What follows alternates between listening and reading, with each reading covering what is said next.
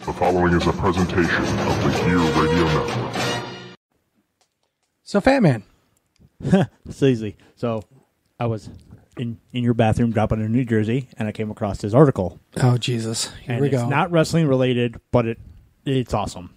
So, the Miami Heat have to have a new sponsor for their arena. It was the American Airlines Arena, right? Okay. So, that expires at the end of the year. Cool. BangBros put in a bid for $10 million to call it the BangBros Center, the BBC. Oh, my goodness. A porn company wants to call it the BBC. Make this fucking happen. Please. Welcome, everyone, to Monday Night Raw, live from the BBC. Oh, my goodness. Make it happen. I can't wait for that to happen on the wrestling show.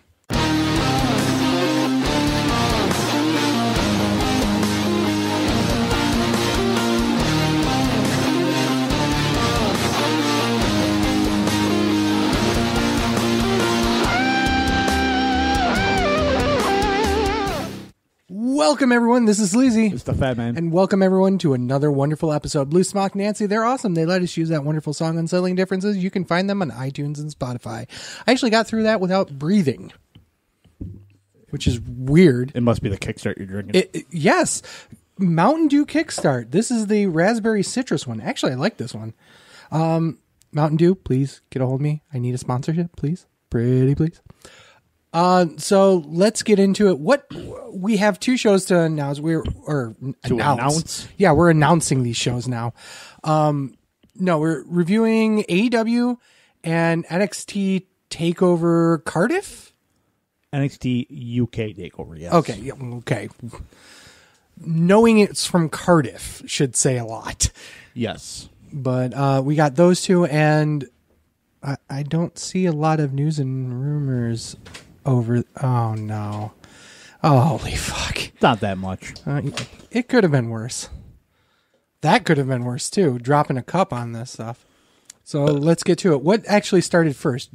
I'm the indie mark, so I'm usually doing AEW, but didn't Takeover technically started 2 p.m. Eastern on that day. They both happened the same day. So okay, let's do. Yeah, let's do Takeover. So did you watched all of it, right? Yeah, I managed to get through it. One of the reasons why, well, you're looking at me funny. I understand that, but one of the reasons why it took me so long that we've been off the air so long was that I just didn't have enough time to watch both of them. So he has enough time to watch 5 shows, but not 2. Yeah, but this is the biggest time of the year for me for that hermaphroditic porn convention. Oh my goodness! I swear to God, it's like a convention. You know, I literally just said that. You went to the hermaphroditic porn convention. Yeah, you were one of their top performers. I'm not just a performer; I'm also a fan. So it starts with Noam Dar versus Travis Banks. The match went 13 minutes and 55 seconds. I did not do Meltzer star ratings, even though they're out, because we planned on doing this before Meltzer star ratings came out, so I did John Catton's. Okay. So we'll do John Catton's for this episode, but you know what? While we're at it, I am going to look up Meltzer's. Because you might as well. Meltzer's a fucking mark. Yes, and we love Canton gave it 3 1/4. I gave it 3. Good match. It was sloppy at times. They were going a little bit too fast, I thought, but it was still a good match. Noam Dar went over. I think it was a fine match. That's about it. I mean, I feel like that the NXT takeovers from UK, they always push themselves way harder because they know that it's a really niche product and a very niche part of NXT. And they've always got to live up to basically the one big match that happened on NXT, you know, the Bruiserweight versus I'm drawing a blank on his name. It's not Trent Seven. Tyler Bate. Tyler Bate. Thank you. You know, the guy who was in the main event of this show. No biggie. Meltzer gave it 2.5. Uh-oh. I agree with Meltzer. So you're wrong. So I'm obviously wrong. Yeah, I just thought it was you're right. It was rushed, but it was an okay match for a house show. And maybe it's because I'm more predisposed to, having higher expectations, I guess, but whatever. Okay, I'm going to butcher this guy's name. Cesaro versus... I was going to say Cesaro. Dragunov. His last name's Dragunov. I'm not... It's like Ilya Dragunov or something like that. Cool. Match with 12 minutes and 26 seconds. Fuck Dave also gave it 4 stars. John Cannon gave it 3 3/4, and I gave it 3.5. And I gave it 3. What the? Really good match. Dragunov is still green, but Cesaro made him look like he belonged in there with him. It was just one of those things where Cesaro was always getting the upper hand on him because he's a more experienced wrestler, and it makes sense. And then when Dragunov did get the offense in, it made it look believable. So you're trying to tell me that Cesaro is a very good professional wrestler? It made somebody else look good. I already know who your underrated wrestler of the year is going to be for the 13th year in a row. Yeah, it is Kurt Angle, but underrated. Oh, I'm sorry. Cesaro. Yeah. We're just going to skip that category this year. Yeah, just assume it's going to be Cesaro and call it a day. Yep. Yeah, I mean, he's doing God's work here. Once again, this guy is relatively green for the brand itself. And the match, I mean, Cesaro can make anybody look great in the ring. So the fact that a lot of people gave this, and you're not alone in that 3.5. Meltzer giving it 4. Really? Okay. Well, Kane gave it 3 3/4. I don't know if I agree with going way up that high. I mean, I think it was a 3-star match, but maybe I'm just being once again, I'm going back to what I said before, maybe my expectations were too high for the show.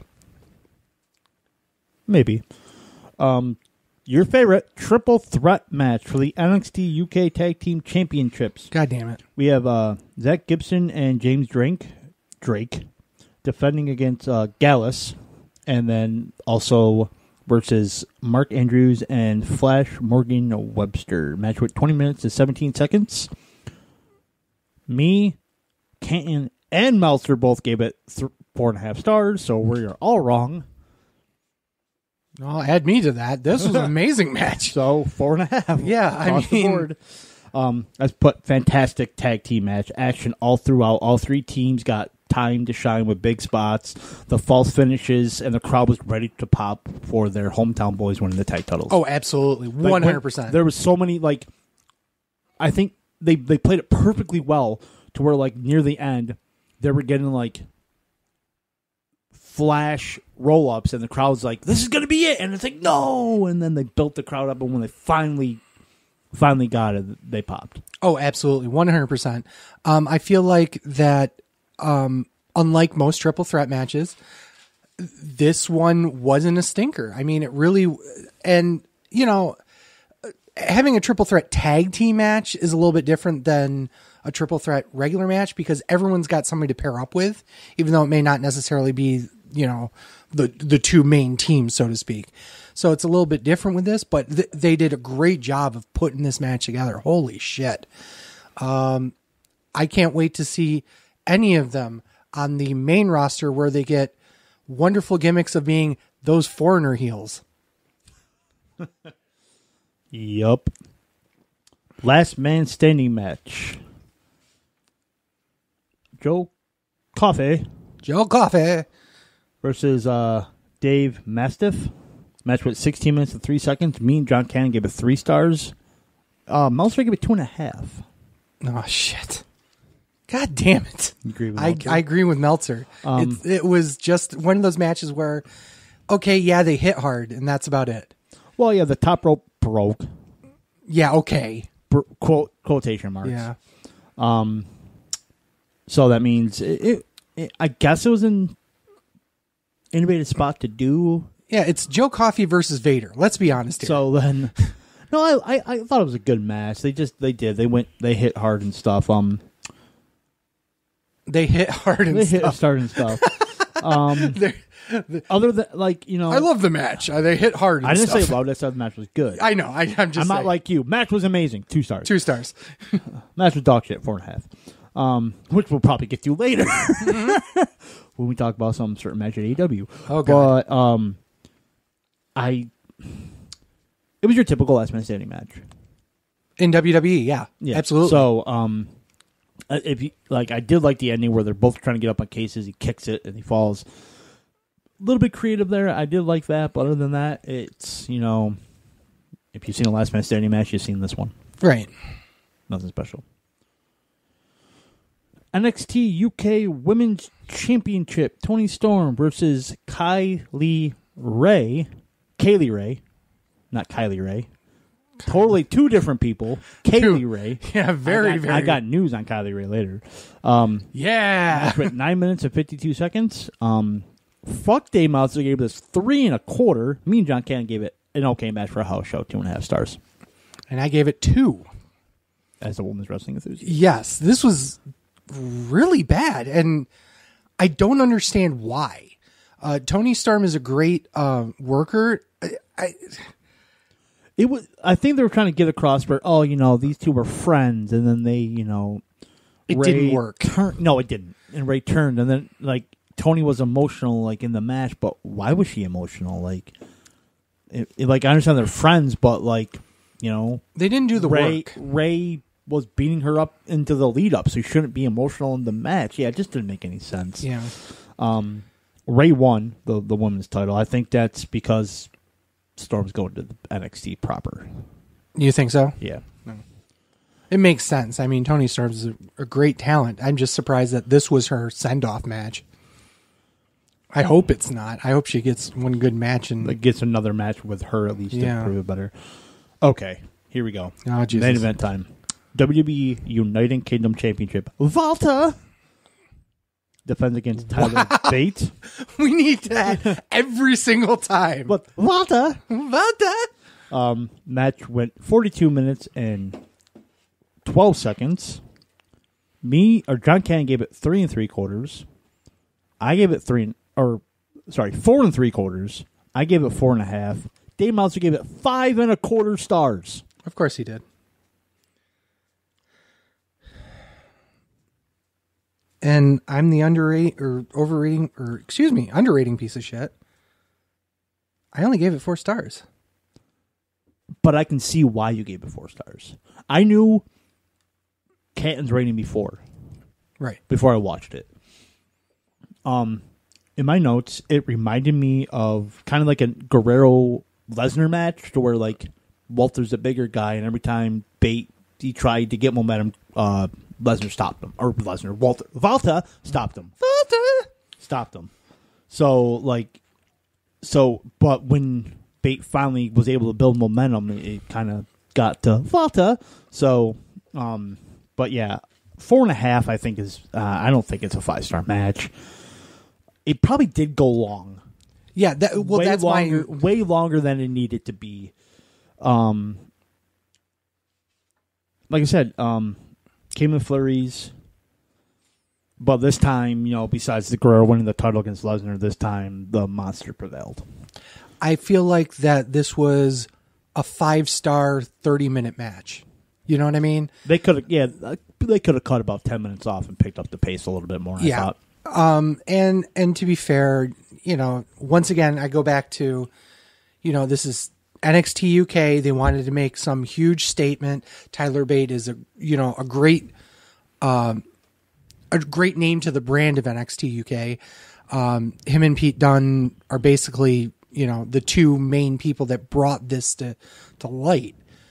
Having Walter being the big star of, you know, Europe coming into NXT, basically winning the title on this, you know, second match. You know, it's pretty impressive, but in the same breath, now you have to have all these guys basically play, you know, the Guerrero Lesnar card.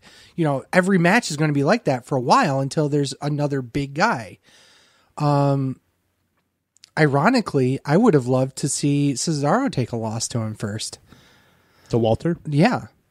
Man, that would be sick. It would be. Absolutely would be sick. And I hope it does happen down the line. I think one of the big problems with NXT UK is that if you're not part of the British or European wrestling scene, you're watching this in a very, I don't want to say naive light, but you're not as wrapped into these characters as a lot of people that knew these guys before they came in. It's almost how like NXT is for us, because a lot of the guys that are in NXT proper right now are all indie guys that we watched in other places. For NXT UK, this is a lot more important for those guys, but we don't know them. And I feel like that they're trying their hardest to please their fans. And that's not a bad thing. No, it's not at all. And Tyler Bates, 21 years old, putting on these fucking kid phenomenal matches. And I mean, let's face it, we're going to talk about All Out, and let's face it, NXT's developmental brand, NXT UK, NXT's developmental brand put on a better show than AEW. I'm sorry, but it's 100% true. We'll get into that for sure. I'm stirring it up right now because this All Out pay-per-view. Well, let's get right into it. I mean, I don't have Meltzer's ratings. I got them right here. Okay, thank God you got them because I don't. But I do have the card as always. Come on. You watched the pre-show. I didn't. I did watch the pre-show. I'm sorry. We had the Casino Battle Royal for the women's now. How good was that? Dog shit. Absolute fucking dog shit. Meltzer gave it 2.25, and he's an overrated piece of shit. That was a 1-star match. Botch, fucking city, everything. Wow. Like, the beginning of the match, like, okay, let's talk about this is the first Casino Battle Royal I've seen, where you got 5 people in the ring, and then you draw a suit, and then 5 people come out. In theory, it's kind of great, but when you see them walking down, they're like, hey, we're walking down together, but now I'm going to beat the shit out of you. That just doesn't work. It does not work. It sounds like they need to space it out more. You know what I mean? Space the actual competitors out more, if you know what I mean.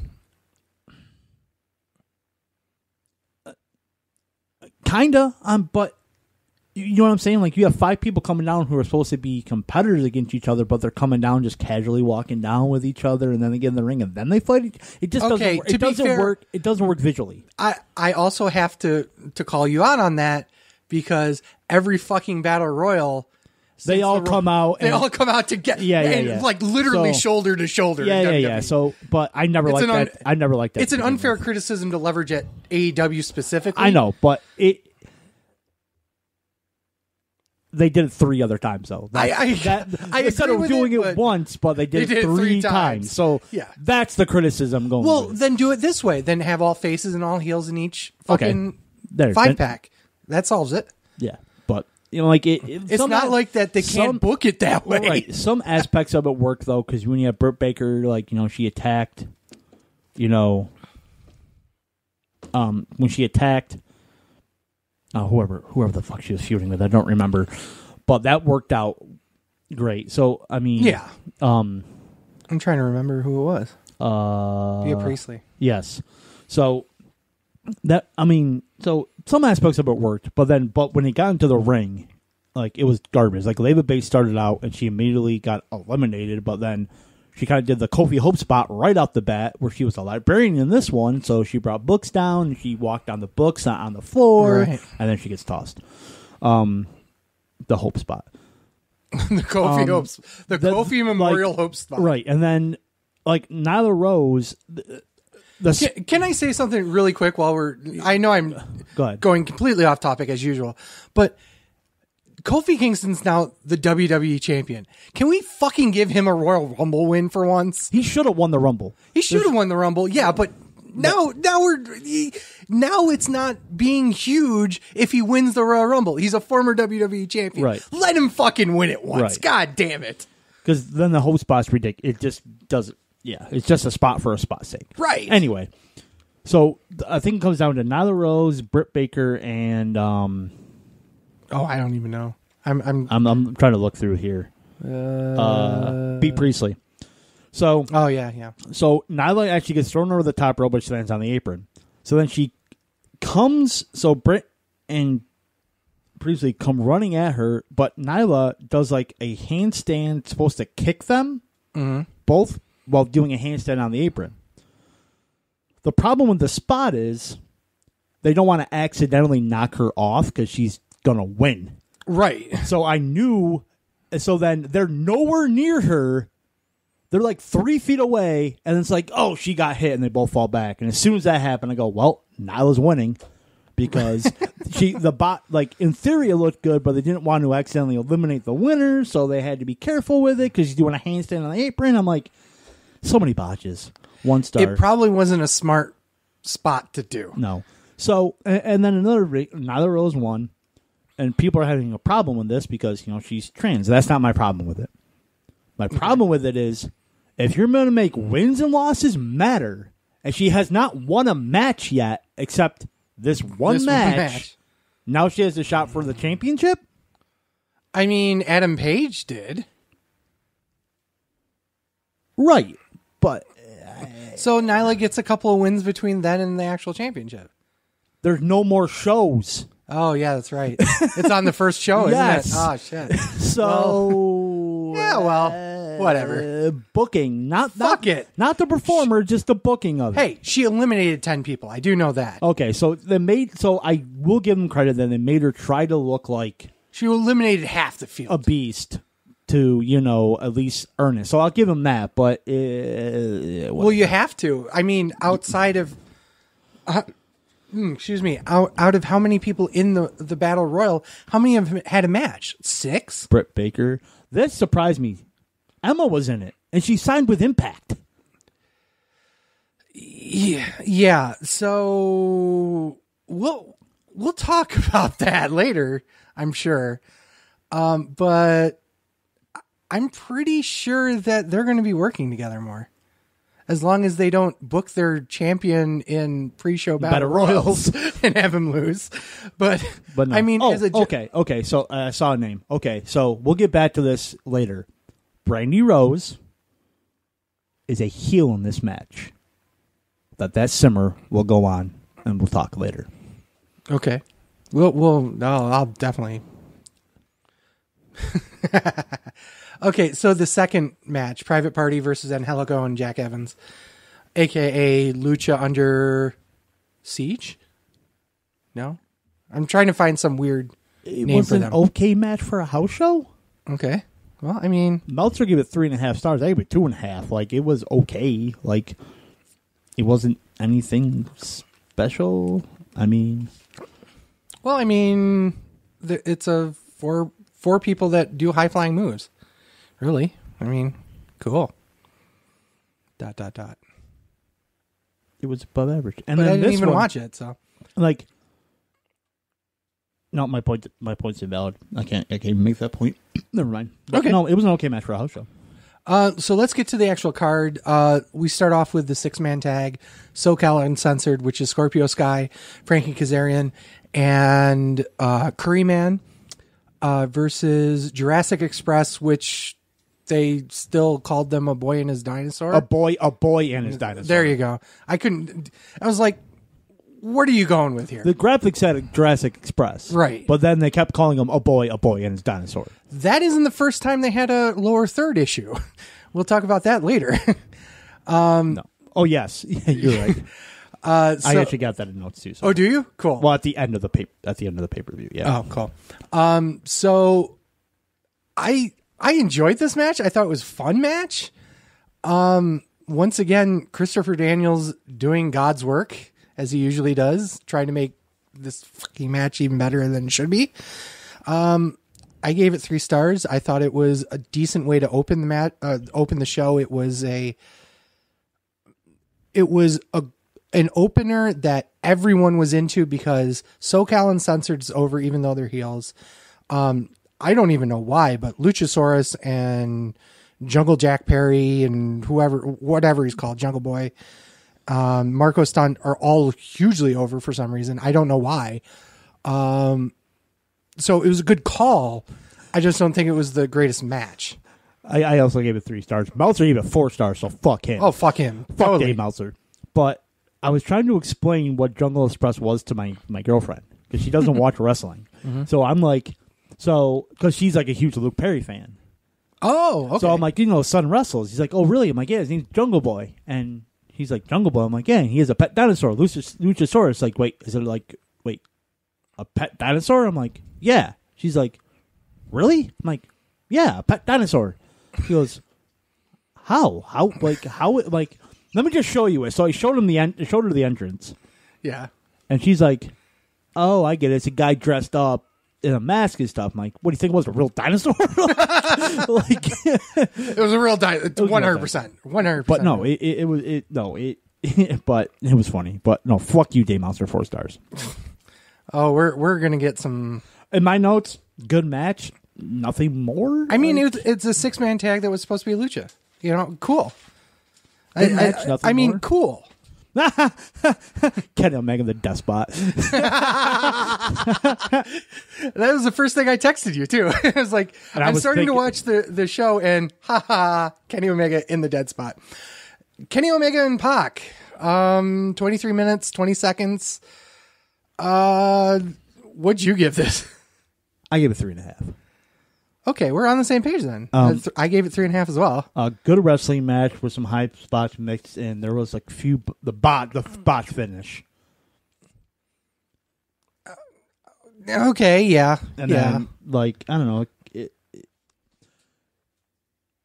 know. So Pac winning. It reeks of me saying Moxley was going over anyway, so why not just put Pac over too? So Omega was taking a loss either way, right? So why not just put Pac over? Which is fine. Like there's cool. Nothing wrong with that.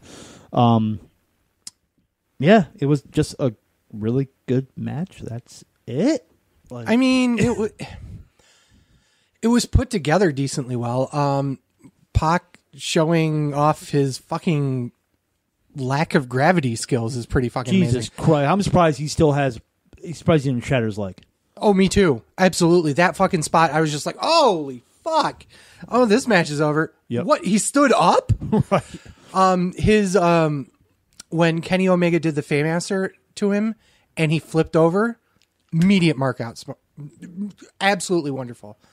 It's one of those things where it's just, he's done it once before for a sell, but I've never seen him do it to counter out of it, I guess you'd say. Yeah. Fucking phenomenal. It just goes to show you that this is actually the first Pac match I've seen outside of WWE since he's been released in WWE.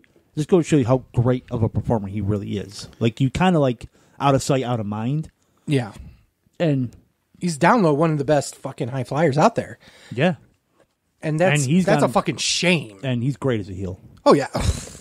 So absolutely. Meltzer gave it 4.25 because he's sucking Kenny Omega's dick. Only 4. It would have been 5.25 stars if it was in Cardiff or the Tokyo Dome. Tokyo Dome. Fuck you. I'm not even gonna. Is that your dildo? No, that's yours. Oh shit. Okay. Well, we gotta turn that off. So. Say it. Say it. Ladies and gentlemen, it's Jimmy Havoc versus Jimmy Havoc versus Joey Janela. You fucking assholes. You couldn't even get that right? Really? In the 3-way hardcore, it says 3-way hardcore match, but it isn't. It's a Cracker Barrel Clash. Thank you. First of all, I before we actually get to the match,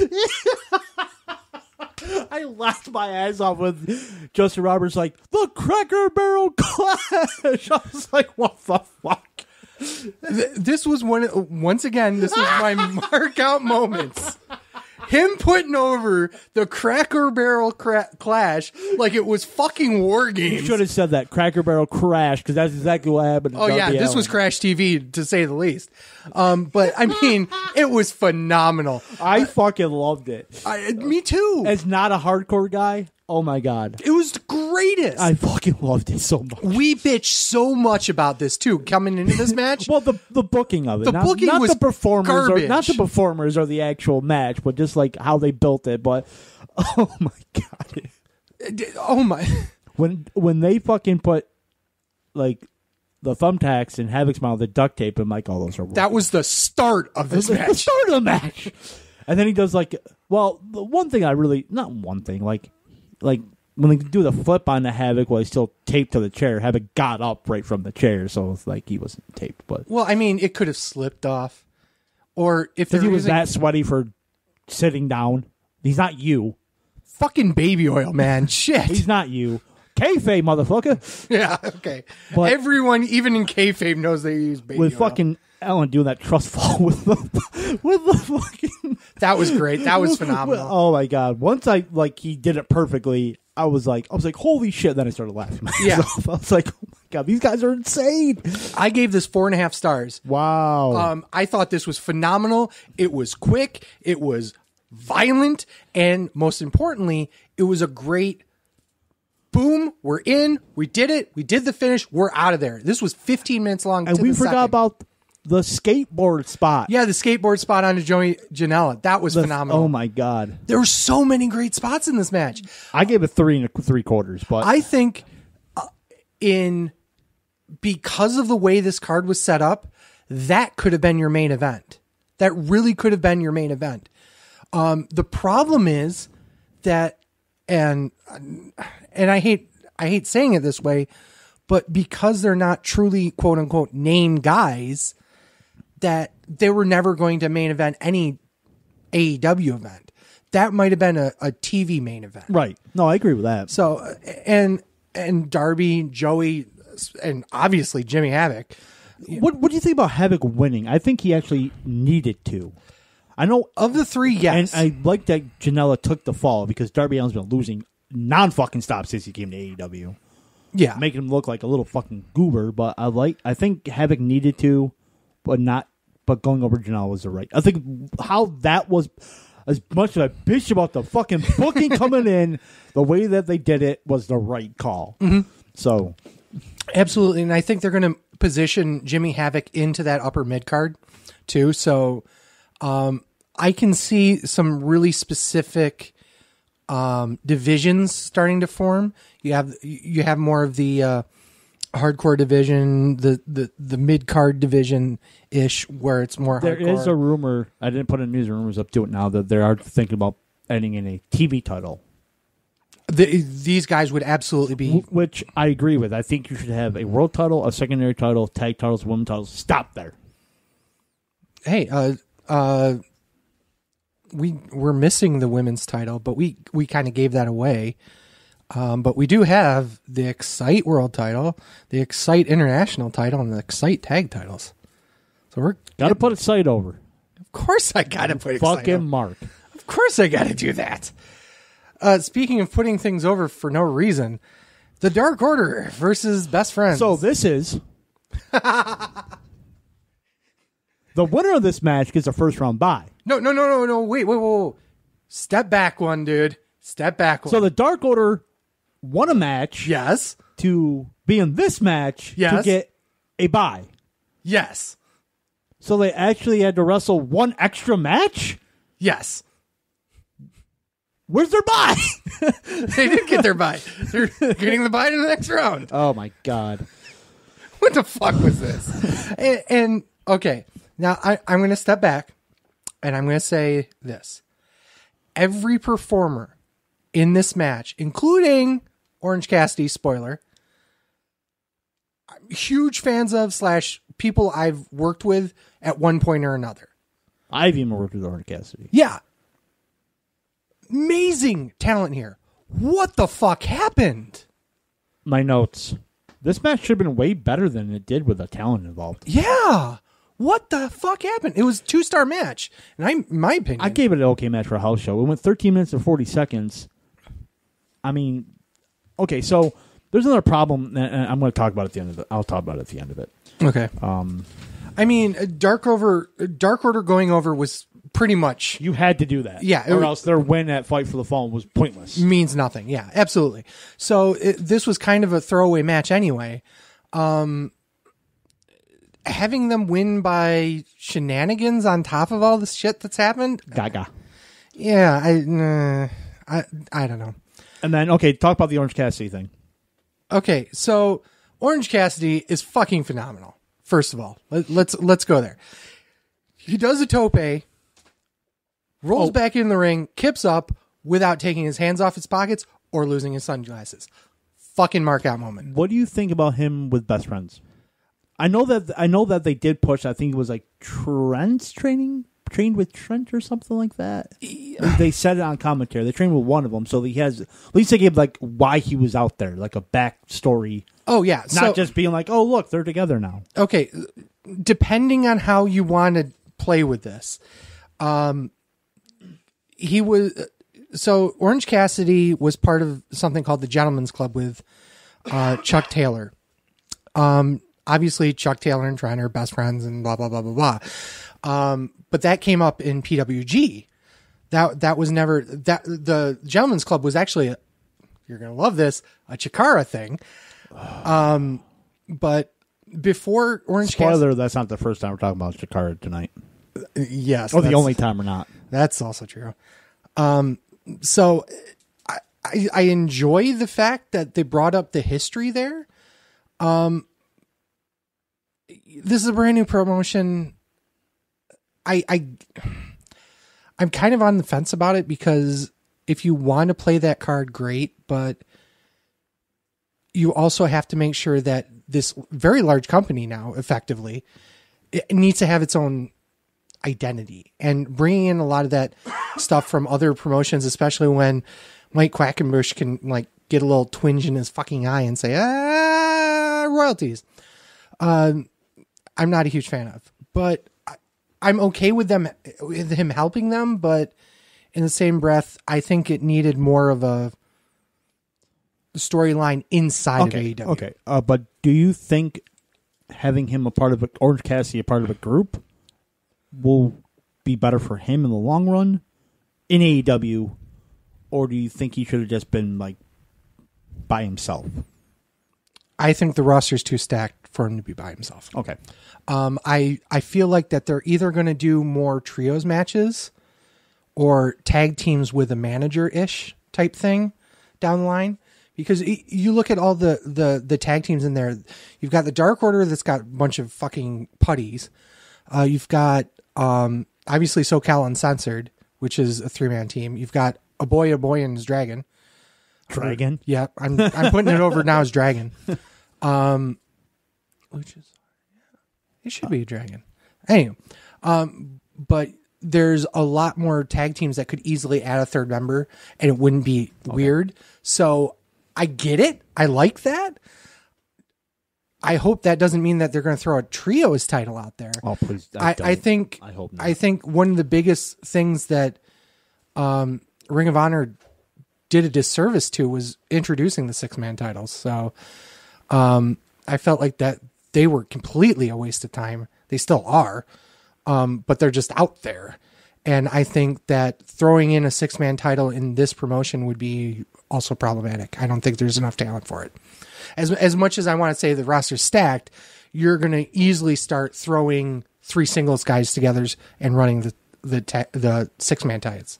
I think that sounds familiar. It was like there's a pay-per-view like this Sunday that actually has a tag team title match like that. 4 singles guys facing each other, and then like one of the teams, they're facing each other too. So yeah, that's weird. Okay, we're not going to talk about WWE booking here.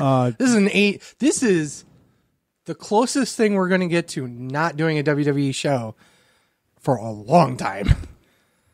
Even though technically NXT UK is one, but whatever. Monster gave it 2 3/4. Okay. Let me rub my tits a little bit. Two Asians facing each other. Oh, yeah. Here, jerk off rag. Oh, thank you. Oh, my goodness. It's all sticky. Yeah, well, I watched this match in here, so that's not a surprise. Good. Riho versus Hikaru Shida.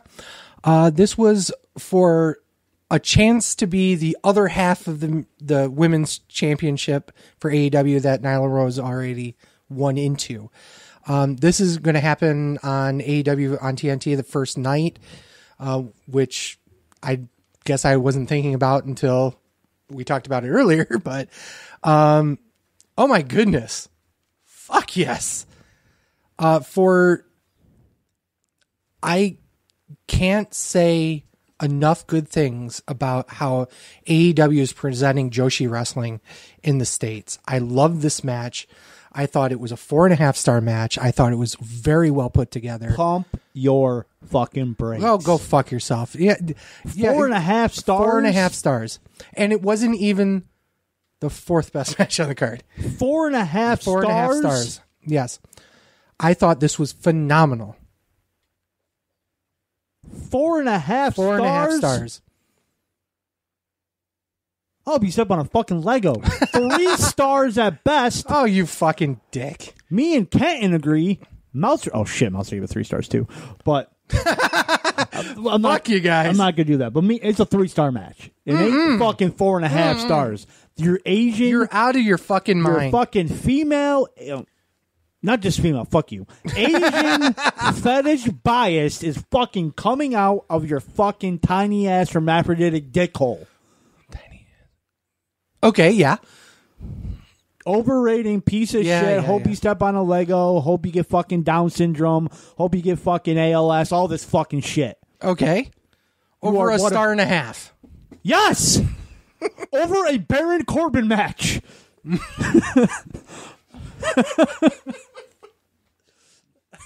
That was not nice to do while I was drinking.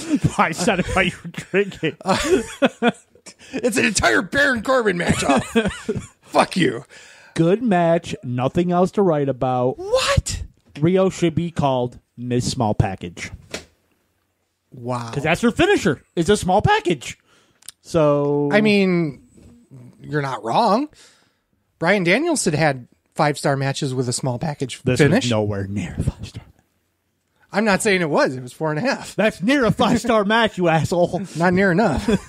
Oh, what a fucking They could have brought it back up a little bit. What a make piece it of 5 shit. stars. What a fucking overrated piece of motherfucking shit. I will say this. Between the hardcore match and this one, I still prefer the hardcore match over this. But I still believe and I'm not, maybe I'm being Mark, whatever, but I do believe that this was a 4.5 star match. I really believe that this was masterfully done. And I think it was one of the few rare times in U.S. professional wrestling where Joshi wrestling was done an incredible service.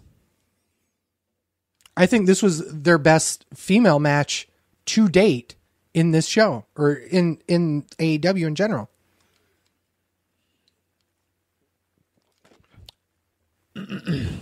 Mark! So let's talk.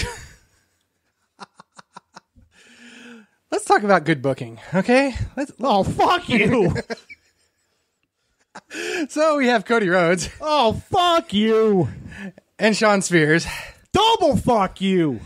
So one of the stipulations to the match, which they harped all the way through to this match, they harped even in the backstage segments, and then Cody promptly walks down there with everyone, including Pharaoh, who was fucking frightened of the fireworks. Poor dog. God damn. So he chooses out of his wife and DDP, Maxwell Jacob Friedman. Oh, fuck you! What in the fuck is this? Okay, to start. Remember how I said Brandy Rose was a heel? Yeah. Now she's a face. I don't think so. Everyone in this match was a heel. Right. I mean, so she's on the same side as a heel, so she's a heel. So, what the fuck was this shit? So, okay. So you have MJF, one of your only true heels that you establish as a heel, spent the entire... Okay, hold on. Just to get things straight, they're joking. Cody was the face in this match. Yes, I know. So Cody was the face in this match. Yes, he was. So this makes it...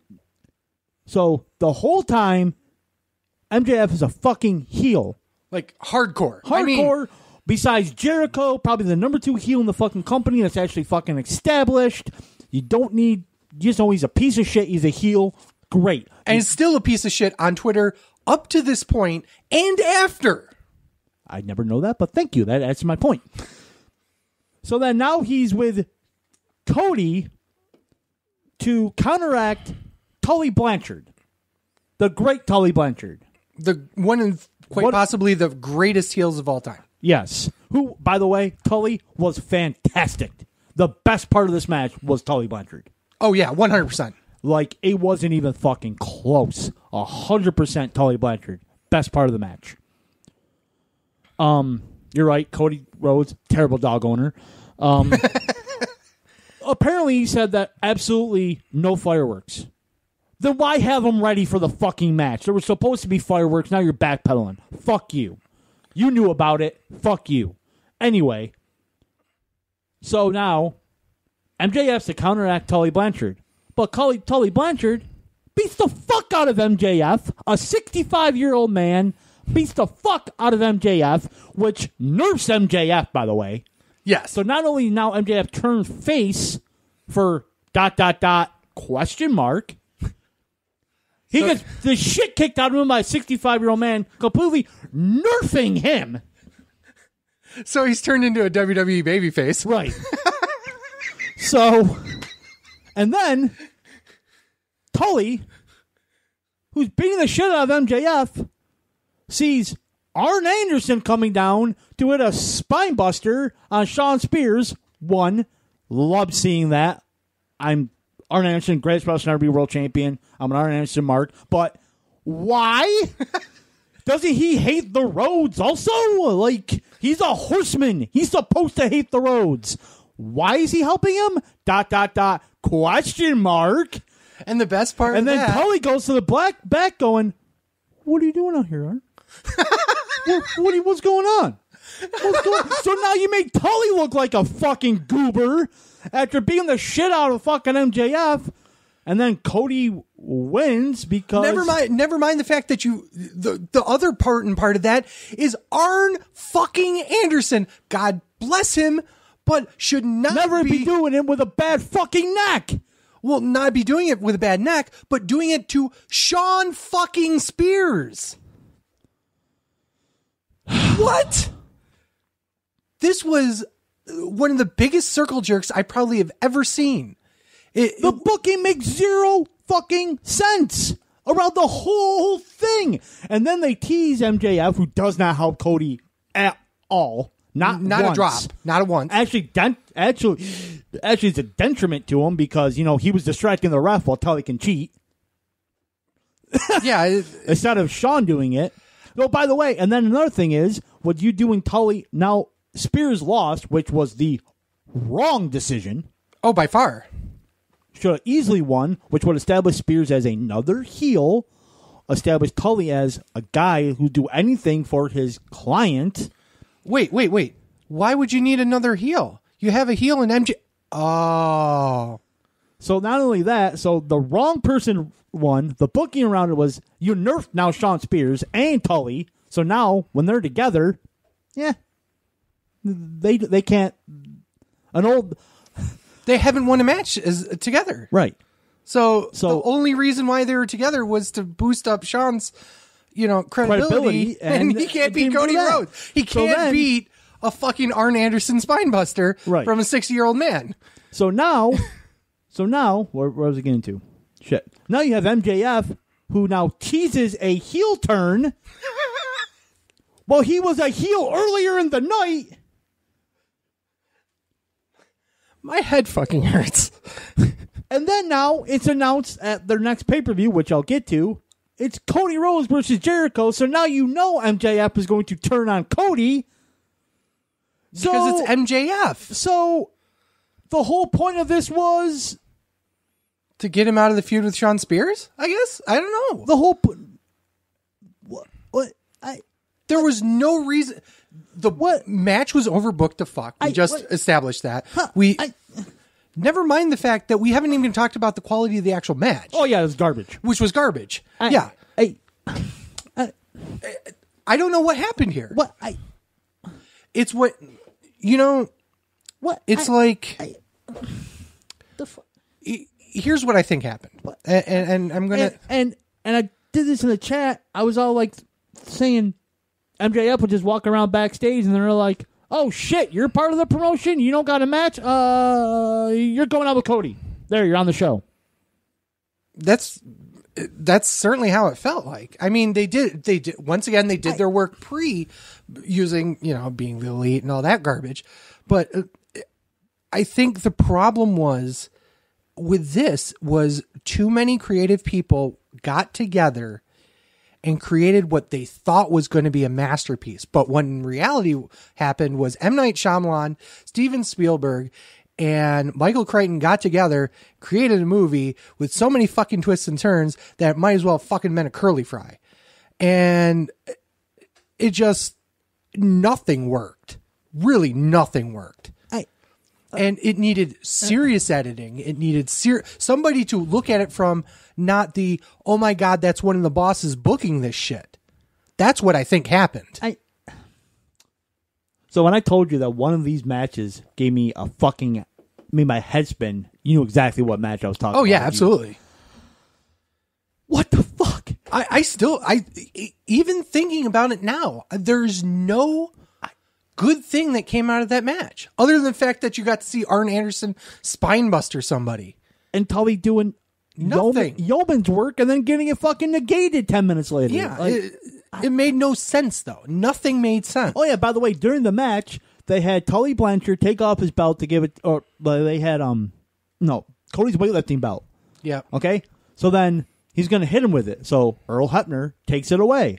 Tully gives Sean Spears his belt to whip him with it, only they whip him with it right in front of fucking Earl Hebner while he's holding Cody's fucking belt. What was the point of that spot?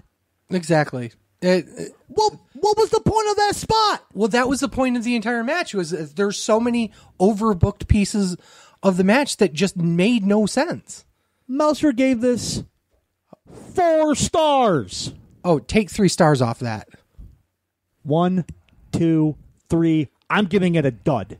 Okay, I'm not giving it a fucking dud. The booking around it made no sense. The booking in the match made no sense. The booking afterwards made no sense. Everything around this was fucking garbage. 100% garbage, makes no fucking sense. And I'm having a fucking aneurysm right now because of this shit. Because people are fucking praising this fucking show as it's fucking the best show ever. This show is garbage. Garbage. It was not garbage. I've already given 2 matches 4.5 stars. And you're wrong on both accounts. Yeah. Especially one of them. The other one I can kind of give you leeway, but that woman's match is not 4 stars. Absolutely was. Not even a 4. Not even 4. It's not even 3.5.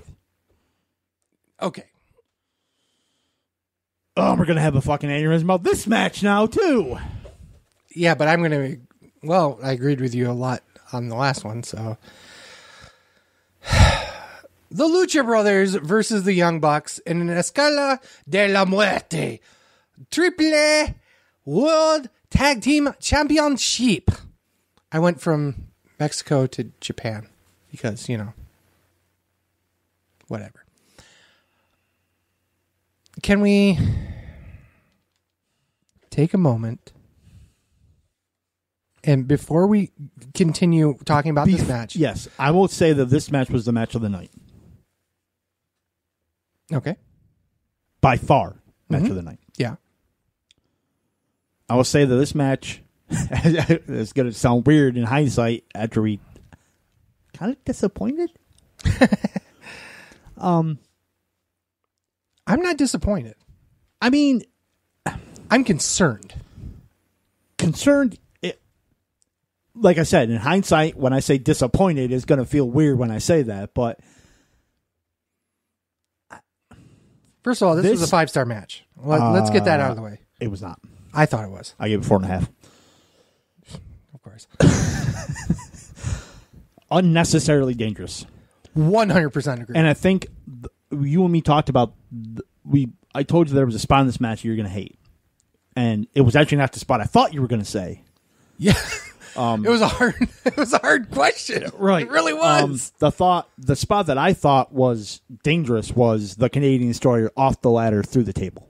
Was unnecessary. Yes. If you leave, or if you are a quarter inch off, he ain't walking at best. He's not walking again. At best, unnecessary spot. The spot you were talking about was dangerous. Was when Nick got pushed off the ladder and his legs hit the rope and went through the table Head first. And clipped the other table, too, with his head. Yes, that. And I said, well, it ended up being unnecessarily dangerous. He just positioned the ladder wrong. So, and I agree that Nick bump was a little bit. That was probably a worse bump. I legitimately thought he was dead. I mean, he's not walking after that. It's got to be. He's got to have a neck injury after that.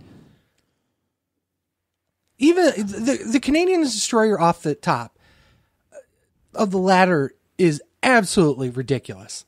Absolutely ridiculous. And basically no-sell it right afterwards. And then he no-sells it. That's another point, too. He's well, okay. So what we consider no-selling and what a lot of people consider no-selling are two different things. I will say this. But to have... That should have been the end of the match. I agree with that. 100%. That spot should have ended the match. 100%. If you wanted to do that spot, you do not have another 10 minutes in that fucking match. You don't have him do another fucking table spot. And that's now, like I said before, I call this a 5-star match. I'm a little bit more generous with my 5 stars than you are, obviously. But I believe that despite the quality of the match, despite the spots that they did, despite the amount of just super, super dangerous things that, honestly, if the Young Bucks did this, if I owned a promotion and this match happened, they would not be invited back. Well, they run the promotions. Right. But no, I absolutely 100, like, it was unnecessarily dangerous. Right. And I understand you want to put your body on the line for fans, but there's a limit, dude. Like, yes, they're not going through thumbtacks or getting ollied There bumps. was nothing in the triple threat hardcore match that was as dangerous as any one of those big spots. That's what I'm saying. Yeah. I'm like saying you can have all these spots, but they're controlled spots. Mm-hmm. These spots weren't controlled. You can say, oh, yeah, well, he landed cleanly on a Canadian Destroyer. Yeah, he did, but if he didn't, that's not a controlled spot. You have no control whatsoever. Yes, you have, you have control, but if Matt even moves during that flip, he's fucked. So you're out of control of his body. Right.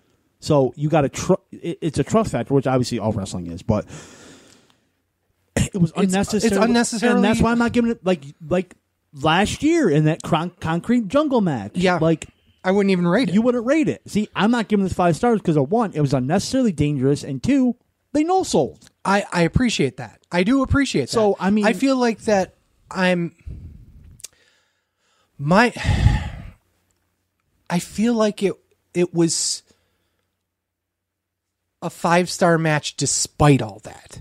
No, I don't. You know, and once again, I do appreciate your viewpoint. I do appreciate where you're coming from.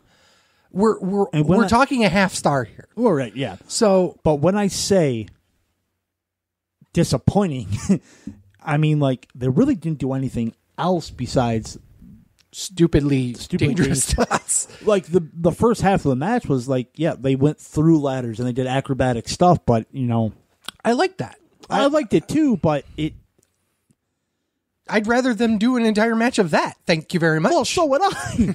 Now that we know what happened during the match, but like, I don't know. I just feel like it wasn't like it was disappointing to the fact is like, yes, I expected a car crash. Yes, I expected insane spots, but I didn't expect like the level of this. Mm-hmm. So 1, I'm disappointed, but 2, I'm also like a parent. I'm not mad. I'm just disappointed. I'm disappointed in the fact that not 1, they did that. The spots were unnecessary. Mm-hmm. It just irked me. And a guy with a bad neck hurts me more. Like, Right. I'm just like, oh, why would you do that? Like, okay. I mean, they're sitting pretty. If they get paralyzed in this match, Well, I mean, you can't. I know, I know that's a No, like, unreasonable thing to say, it's but it's very the unreasonable. truth. It's also the truth. If I They've got their own insurance policy now. right, but I'm just like, I'm not gonna. Oh, by the way, Meltzer gave this 5.25 stars, and you named it the best ladder match he's ever seen. So we know how Dave Meltzer. So now I'm likes fucking lowering car it to crashes. 4.25 because of you, Dave Meltzer. It's 4.25 now because you're fucking sucking Cody, Omega, and the Young Bucks fucking dicks. And Walters? Or Tyler Bate? That's actually the second time this year he's given 2 WWE matches over 5 stars. Is it? What was the first one? Cole Gargano. Oh, no. Well, that's dumbass. But no. Obviously, it was always Cole Gargano. Right. I should have said that just out of pure obviousness. Yeah, let's move on from this. It was unnecessary. It was still great for what it was, but it was unnecessarily dangerous.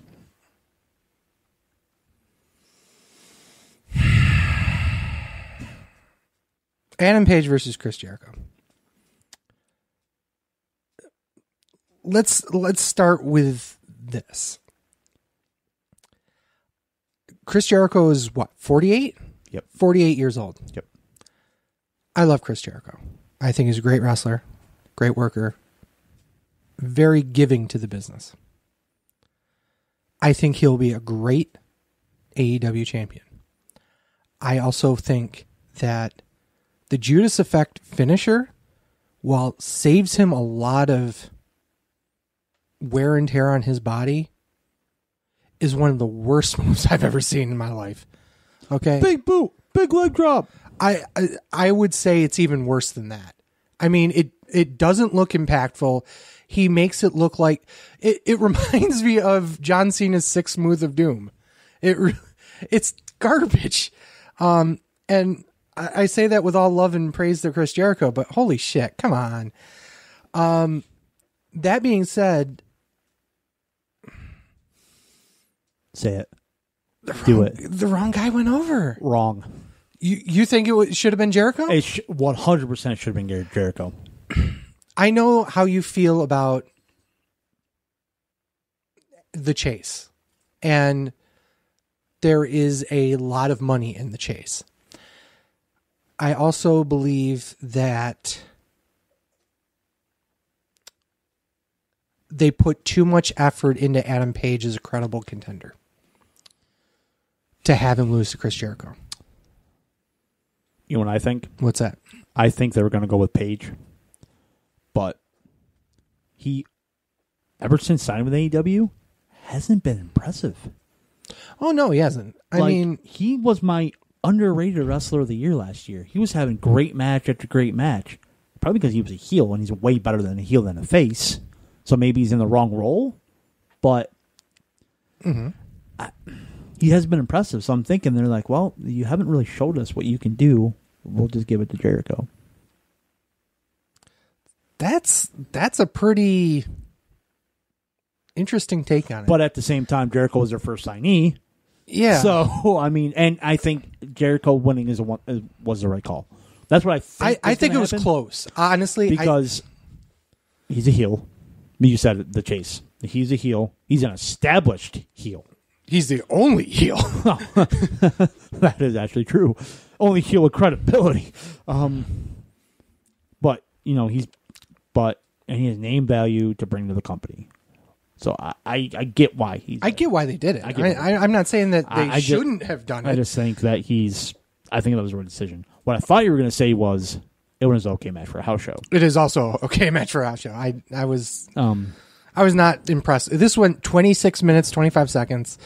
It was way too long. Yeah, and I got that after we talked about this. I actually have it in my notes. I went, sigh. Yeah. Why was this match this long? It had to be. There's a reality of it. It had to be. Yeah. Well, okay. And I love the epicness in quotes. It truly is. And the booking around this just doesn't make in the booking of the match. So you have Jericho, who's a heel, bleed. I'm okay with that. Okay. But then he dominates the rest of the match. Then Paige Making blood mean nothing. Paige has to, Paige is the one that has to overcome the odds and make the comeback. So why not have Paige do it? The blade job. So Jericho plays and dominates the match. Paige makes a comeback, then Jericho wins clean. Like clean as a whistle, too. So with that stupid fucking And it kind finisher. of came out of nowhere. So like an RKO. So for the first AEW World Title match, it was a stinker. Yeah, I wouldn't go with stinker, but it definitely was not. It was okay. Yeah, it was okay. Okay match for a house show. And it was the second worst match on the main show, besides Rhodes and Spears, which I gave a dud because of booking, which probably doesn't deserve it, but I'm giving it a dud. But. So you rated? What did you rate Rio? 3. 3? Okay. So we're in agreement that the AEW World Championship match was less than the Rio match. Yes. Okay, good. Yes. I just want to get that on the record. It was still a good match. The real match. Not 4.5 stars, you fucking mark. Now, okay, so let's talk about your thoughts about the show itself. And now we kind of alluded to this. There were a couple of matches that were fucking garbage booking. As a whole, though, how do you feel about the booking of this show? the Germans are coming. Yes. I think the match order is wrong. Okay. What I would have done is I actually would have put the ladder match first. To open? To open. I mean, you don't want to have... I think the crowd... Plus, with the buy-in and this show, this was a 5-hour-long show. Yeah, we're going fucking WrestleMania style. 5 hours. Way too long. We long. Already talk about how fucking WrestleMania is 19 and a half hours long. Match times. Go through and look at the match times. Okay. The shortest match was 11 minutes and 35 seconds on the pre-show. The rest of everything else was over 12 minutes. Was about 12 minutes or over. Some of these matches don't need to be that long. Oh, I agree with that. The Rhodes match did not need to be fucking 16 minutes long. Yeah, especially when you're going to do a screw finish. Sorry, you like that match. That match did not need to be 13 minutes long. I think it wouldn't have been a 4.5 star match if it wasn't. Well, it's not a 4.5 star match, so it don't matter. Some of these, they could have easily trimmed these matches down and make a 3-hour show. Or just not have them. I mean...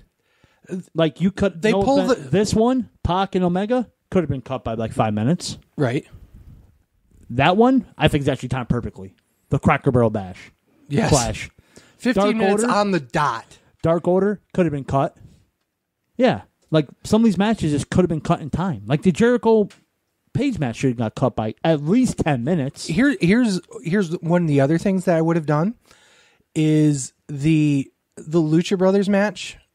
I would have swapped with Cody and Shawn Spears because at least get a buffer. Yeah, because there was enough horseshit booking there that you could have actually used it as a cool down almost. Here's the thing. They don't think they need cool down matches. But if you're going to have that long... we always go up and up and up here.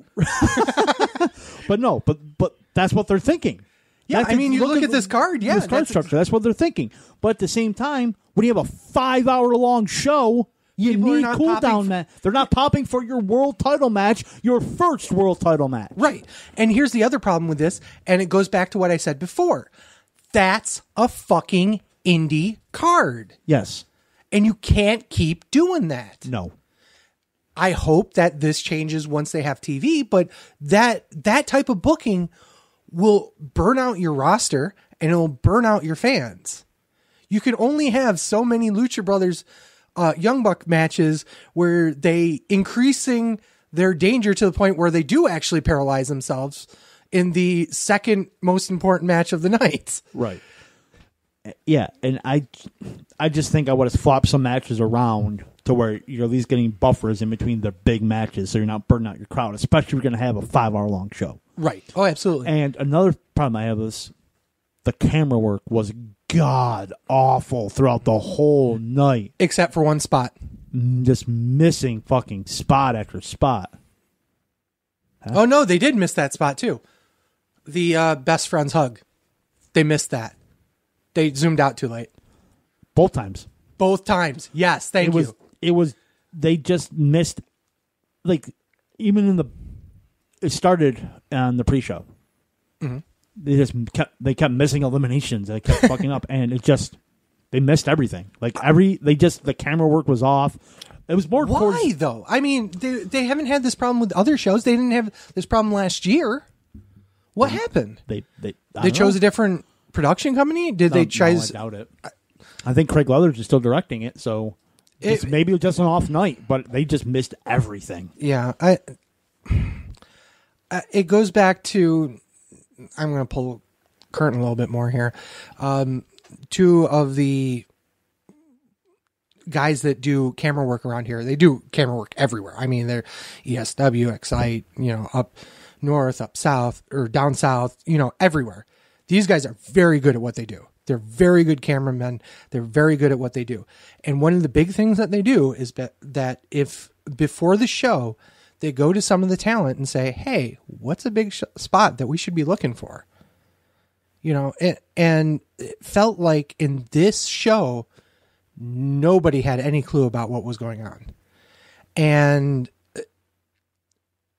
I have a big problem with the fact that you guys are pissing money out on these shows in terms of production value.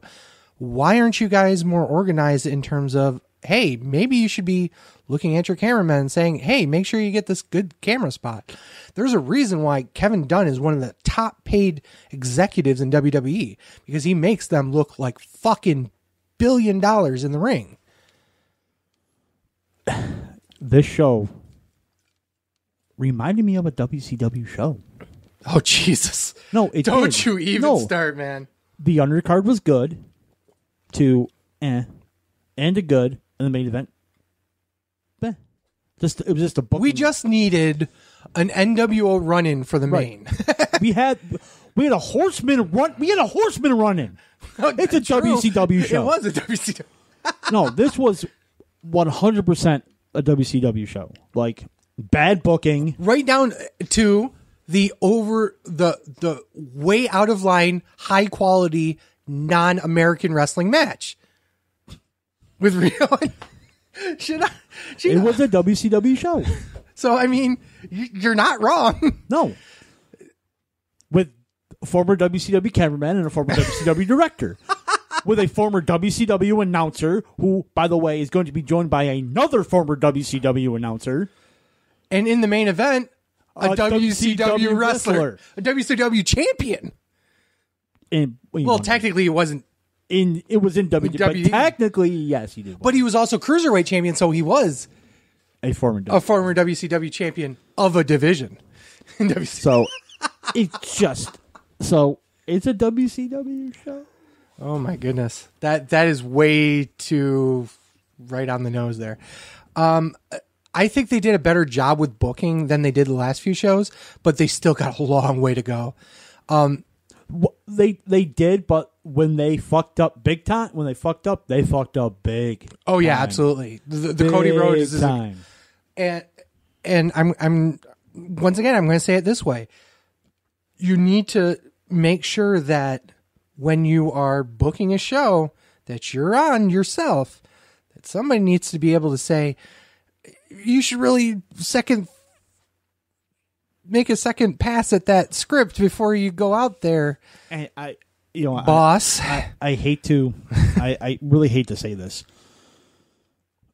We all know that they made this promotion for guys. It's like, you got creative control. WWE didn't want us to do this type of thing and blah, blah, blah. And now they're proving to us that WWE's right. I mean, to an reason why? Like, to an extent, yes, but to an extent, no. Like, right. But, like, especially with Cody's case. And here's another thing, too. After the show, they keep going out saying, WWE. Why? Even WWE's like, fuck them. We've even said before, never acknowledge. If you're acknowledging your competition, you're second best. Right. WWE acknowledging AEW. AEW's not Actually, that did happen. After Double or Nothing. No. So what happened was Triple H did some sort of online interview with like a game magazine, I think. I can't remember exactly what the circumstance was, but they were talking about how NXT was going to be head to head with AEW on Wednesdays. And basically Triple H was very nicely diplomatic about it. You know, he likes those guys and blah, blah, blah, blah, blah, you know, but it's nice to have the competition there and it'll spur everyone on. And I think his thought process behind it's right, because it's not going to hurt NXT if AEW outdoes them in ratings, which it may happen. AEW's on TNT, NXT's on USA, but in the same breath, it's like, okay, it's a Wednesday, you know? I mean, when's the last time a Wednesday show really popped? I can't even think of one. CSI? I don't know if that was on Thursday. I mean, I don't know. You but know, like, even from a wrestling standpoint, I mean, WWE is looking to get about 900,000 views on USA for NXT, which they will most certainly get more. They say if they get 900,000 consistently, they're good. And they'll get that without blinking. Right. Well, here's the other thing, and we've kind of alluded to this beforehand, is that the fan base for AEW, at least right now, are hardcore enough that they will watch both shows.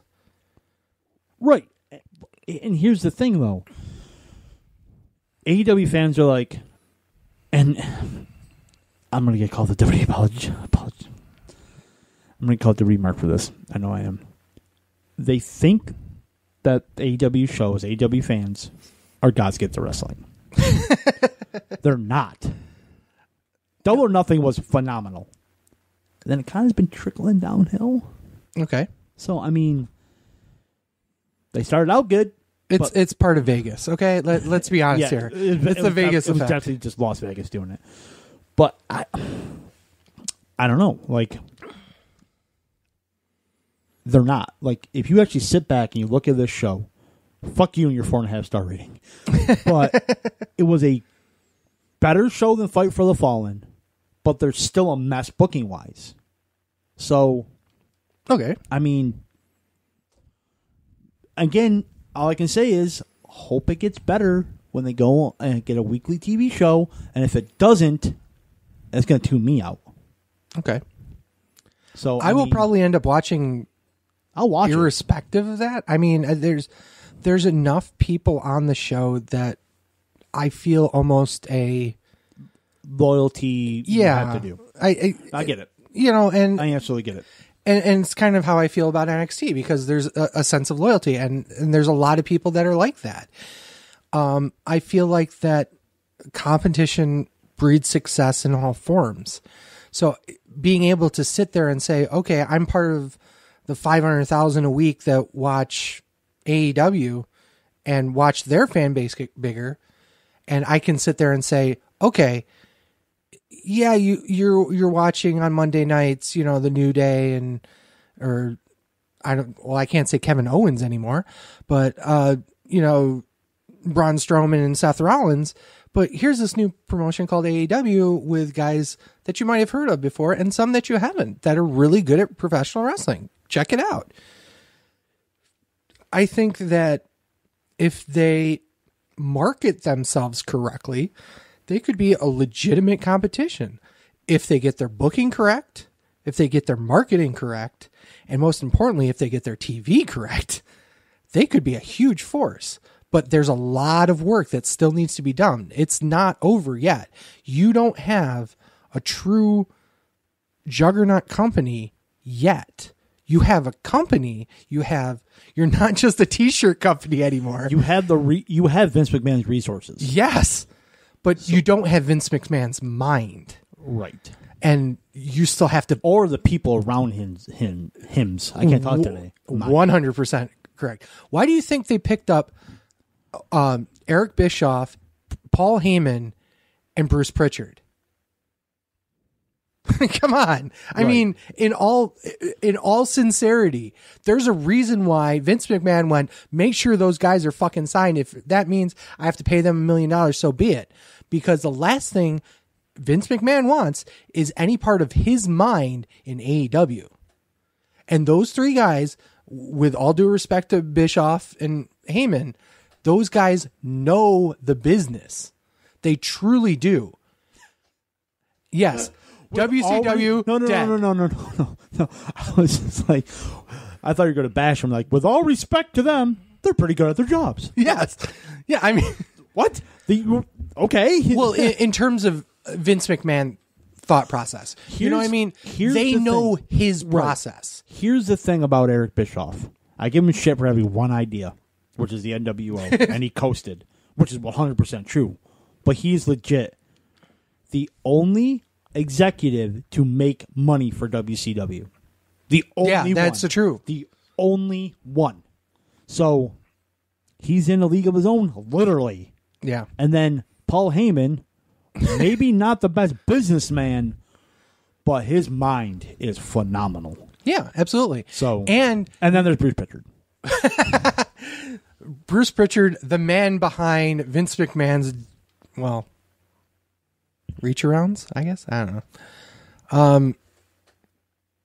I mean, I like Bruce, so whatever. So, do you think with NXT going to USA, that will affect their call-ups?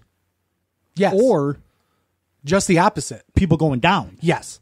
In fact, now I'm going to kind of throw you into news and rumors mode. So do you know what happened on Tuesday?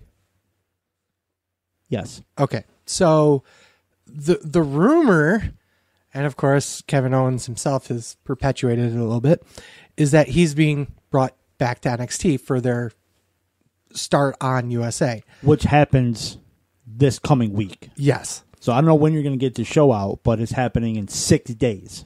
We're taping on a Thursday, so this is happening in 6 days. Yeah, I'm not sure if I'm going to be able to do that, but I'm going to try.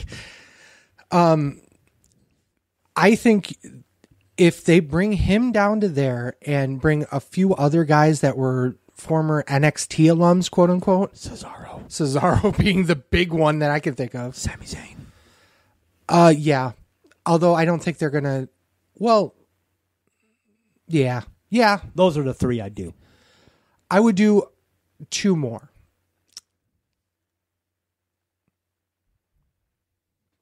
Name them, bitch. Well, Asuka. Yeah. I thought that was going to be obvious. Because literally the only thing I've seen her do is just, she's making a game room? Hey, her channel has 50,000 subscribers now. That is actual YouTube money. And probably making more than her downside guarantee. Not really. Not even So close. I'm like, so that's a great use of her. She's playing video games. I mean, she's doing what she loves. Okay, so who's the other one? I would bring somebody who wasn't an NXT person.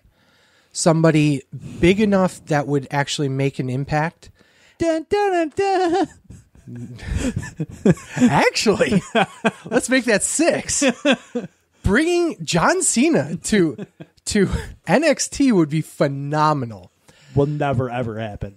Absolutely not. But I would bring somebody like somebody that they keep nerfing over and over and over and over and over again. Is he here to show the world? No. The problem with bringing him down is you break up the Rude Ziggler. They've only been a team for 3 weeks. Fuck it. Oh, they're perfect for each other. Whatever. They're 2 guys that will never make it in this business. They're both just former world champs, but they're never going to make it in this business. But I would bring somebody like a Braun Strowman or somebody that would have enough WWE name cred to bring people from Raw or SmackDown over to NXT. Just somebody big. I'm not saying for a permanent run, but for like 3 to 4 months. Roman Reigns or somebody big. There's a pay-per-view this Sunday. Yes. I guarantee you Yes. I know that person. Who is that person? Kobe Kingston.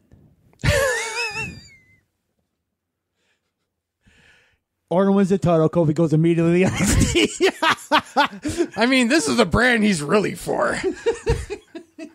Stupid. Oh, see, I think Orton will win the title Sunday. But anyway. I mean, I think you need... Okay, so we got people coming down. So I think it will affect call-ups, too. Yes, I do agree with that. But I think you also have to stack the card a little bit, too. No, I agree with that, too. And it's going to suck for guys like Gargano and Cole because they were at the top of the card for so long. But now all of a sudden, let's say Drew McIntyre comes back down or Cesaro comes back down. Now they're established WWE stars in NXT. And my fear is that they'll push them over the homegrown talent. And that would be a problem. Is Cole really a homegrown talent? No, he's an indie fucking superstar. Like Ricochet. Is Gargano really a homegrown talent? Ricochet will be another person to get called down, I think, too, would be perfect. I think he's... I'm going to make his, last... AJ Styles would be a perfect... It will make his last 6 months pointless, but... Well, yeah, true. But, I mean, the entire club coming down. Because, Carl Anderson and, Luke Gallows. Come on. AJ Styles, NXT champion? Yeah. They don't care. They're making the money whether they're on Raw, SmackDown, or NXT. I know. Their contract's the same. All right, let's get into this news and rumors. Yeah. Speaking of that, there's changes to the Royal Rumble weekend.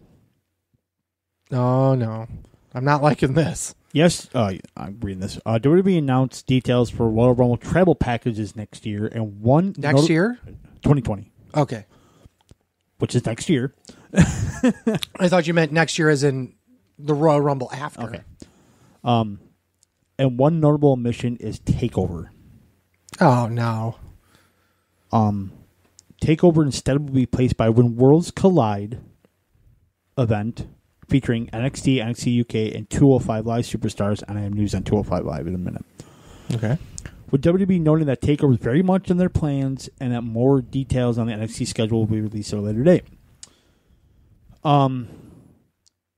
You know how WWE's running Takeover, say Royal Rumble, Raw, SmackDown in the same city? Yeah. Well, this is what they're going to do. Honestly, it burns out the town doing that. It does.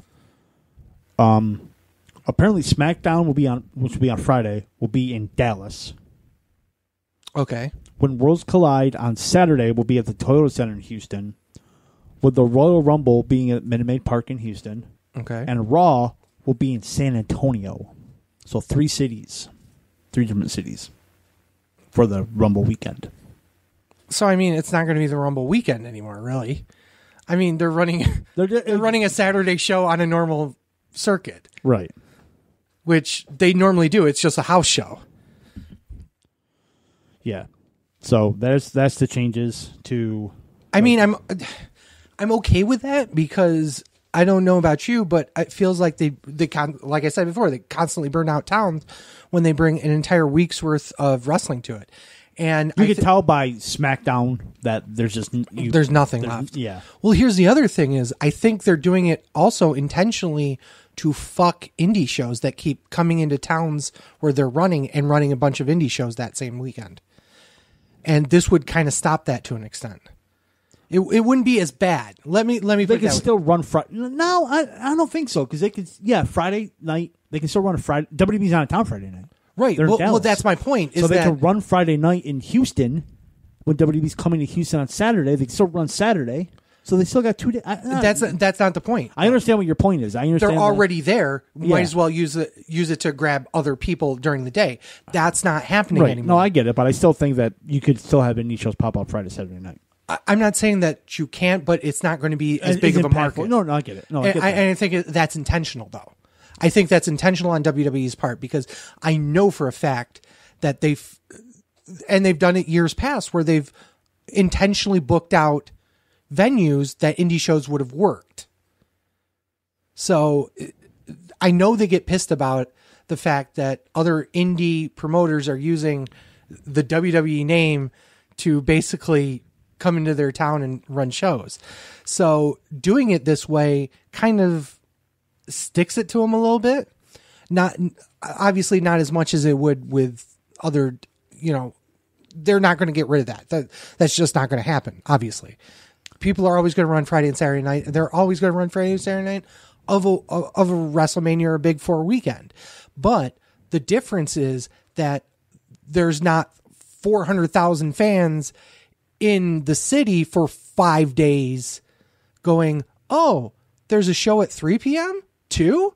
Some random CZW show? Yeah, let's do that too. Why not? We're here already. There won't be that anymore. I get it. So, and that goes back to what you said before. Travel packages? Really? Yep. I mean, it makes no sense now. Yeah. Why do a travel package? It's only for 2 events. Yeah. And what? Really? I mean, okay, whatever. Did you hear what happened at Rev Pro? Holy shit, yeah. Okay, so there was an incident at a Rev Pro show where Shay Samuels and Josh Bowden attacked a referee named Aaron Wilde. After the match, due to somewhat botched finish with Wilde count of three due to Bowden not having, Bowden didn't have his shoulders up. Wilde, who beat the crap out of the ref, took to Twitter detailing his injuries. No, wait, Wilde's the ref. I'm sorry. He took to Twitter detailing his injuries, saying he had to retire from refereeing. Bowden responded by blaming him and interplaying that Wilde attacked him first.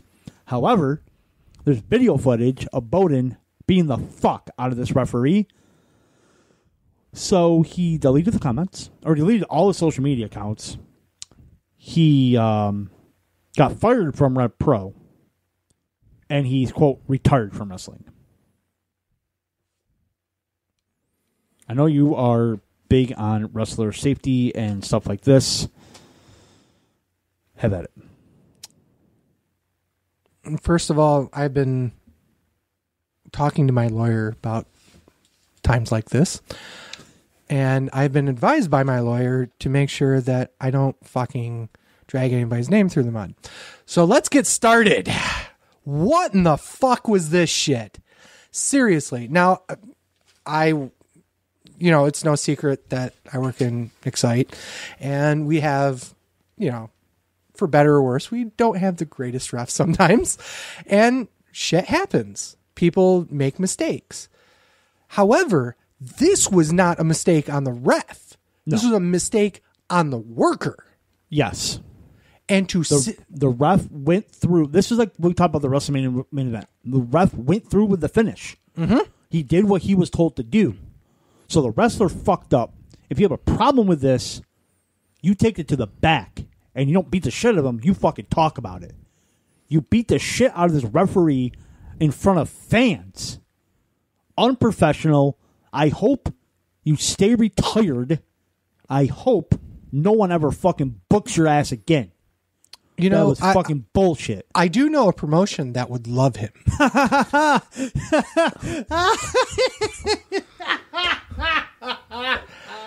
The bad news is it's only going to cost you a pizza and a water. I know exactly where you're going. So I would fucking kill them. I mean, what the fuck are you doing? Seriously. I mean, there's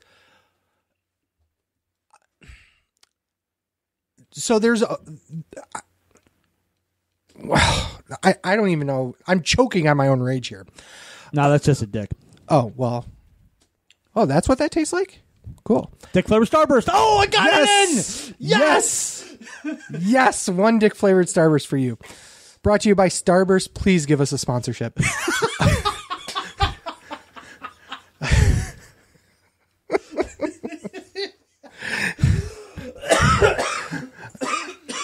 I think on our anniversary show, I'm going to be doing a new one of our apology videos, apologizing to all the brands we want us to be sponsored by.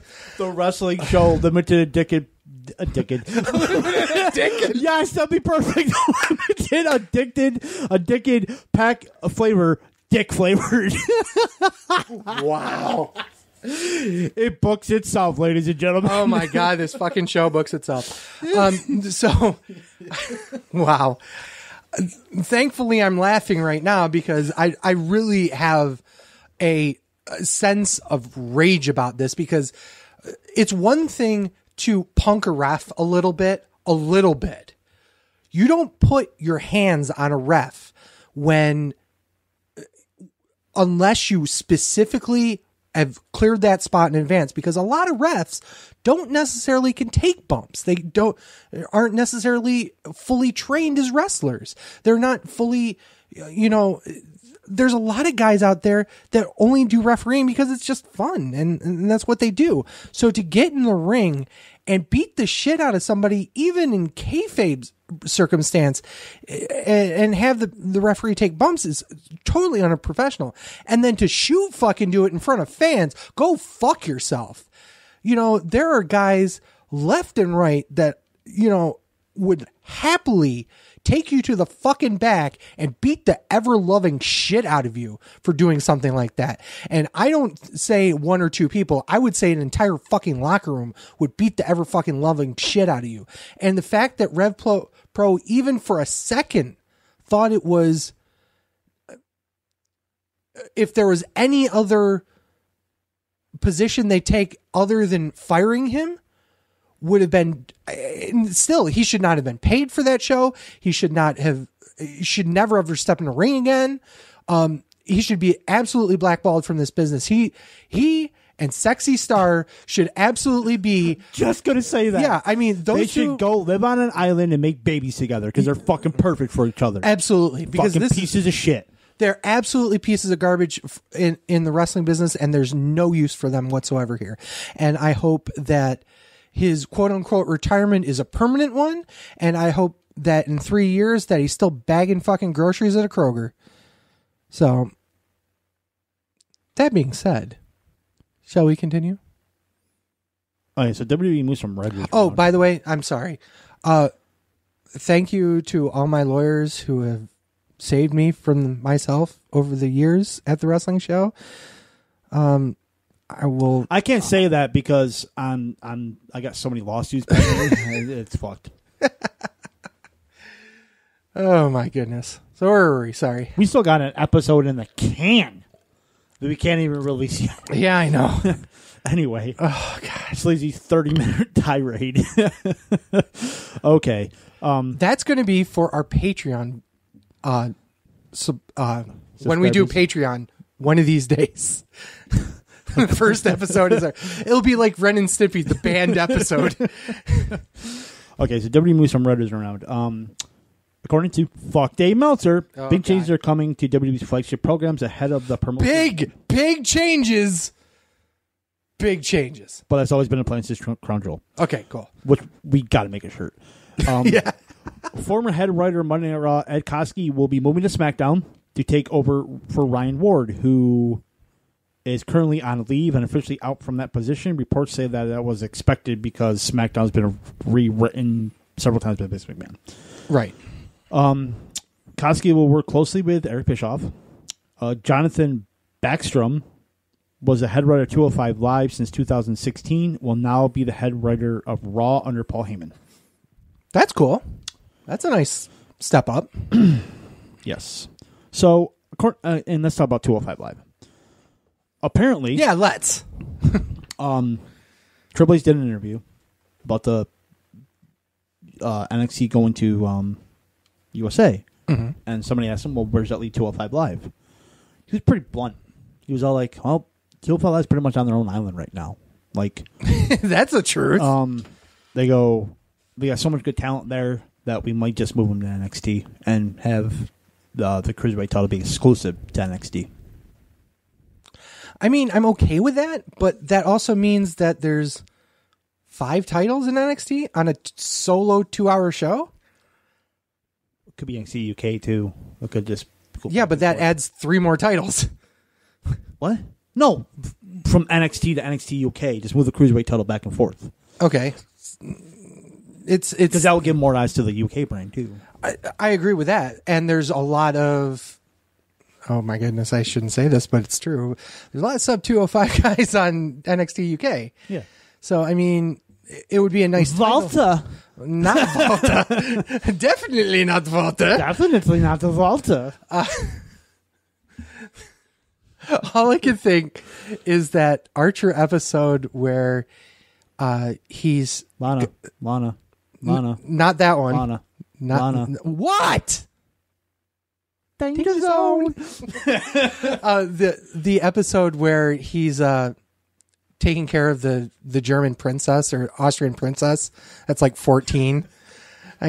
He touched my Wilhelm.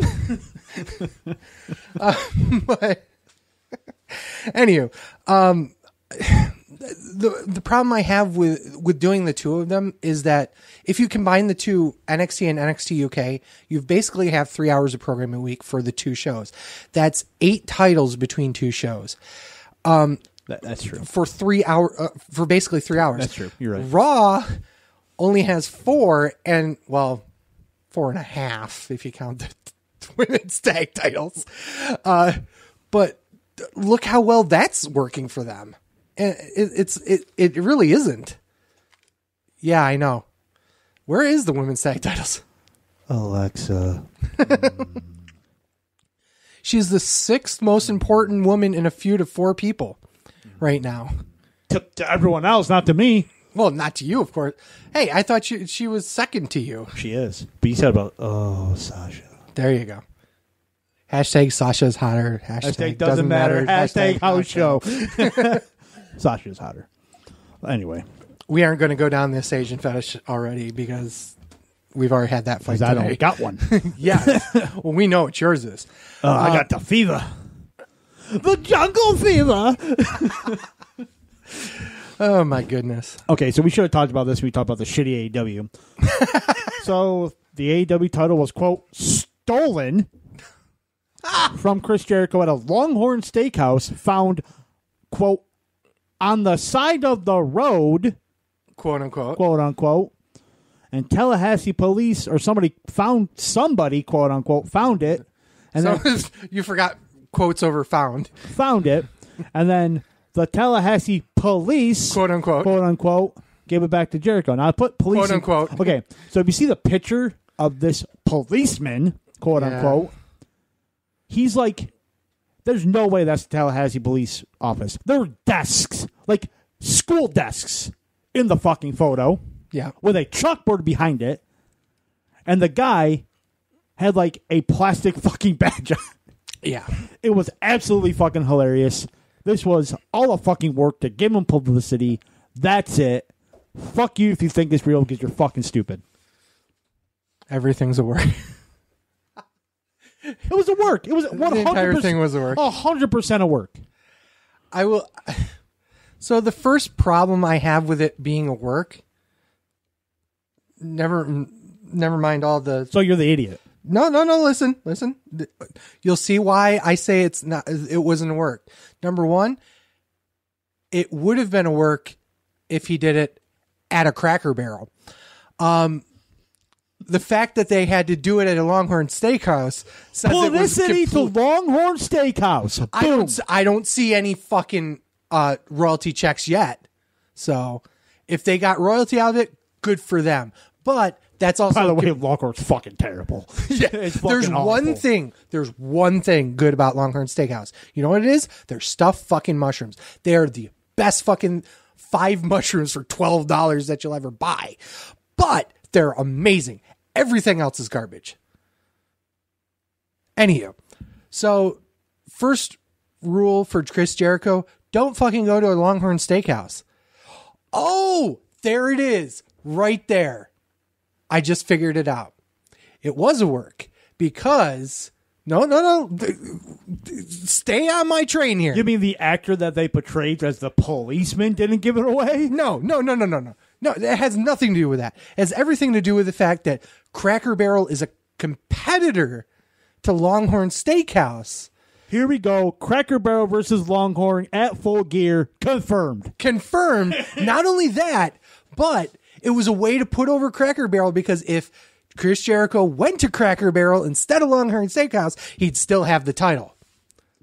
Or they don't want Cracker Barrel to be associated with thieves, so they just said Longhorn.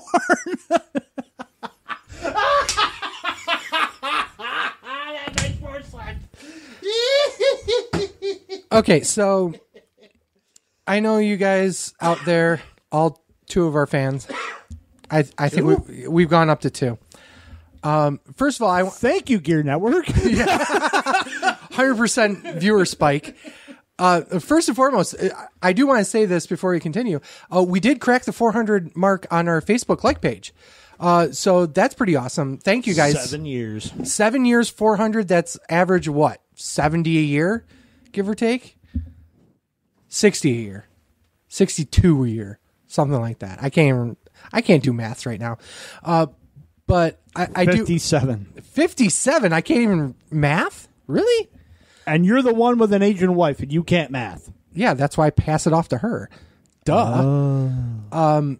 But in all, we're always up for cross promotion and stuff like that. But I do want to put out Daniel Van Kirk and Rory Scovel's Pen Pals podcast. And one of their early episodes was them talking about Cracker Barrel. Go find that episode. Seriously, it's a real joy to listen to. And just the Pen Pals podcast in general is a really great show. This was not a paid sponsorship. I just really like those two guys, and they have a great show. You can find them on iTunes, Spotify, and wherever you basically get podcasts. So, anything else we got? Yeah. Oh, shit. A lot more. We didn't actually talk about Gear Network. No, we haven't. Yeah, so shopgear.com. That's our affiliate link for Amazon. Go to shopgear.com. You get Amazon. Easy. You go shop on Amazon. Put in your cool stuff. You buy your, for me, it was more fucking audio equipment because I had to replace a couple things. Hermaphroditic porn. A lot of that. And same price as if I were on the regular Amazon. The only difference is the Gear Network gets a little bit of kickback. You're supporting us. You're supporting the Gear Network. And you get the same stuff. It's simple. Easy. You can't lose.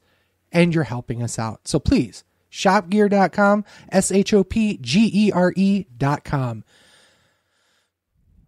I think we also have something else to put over. Your ass.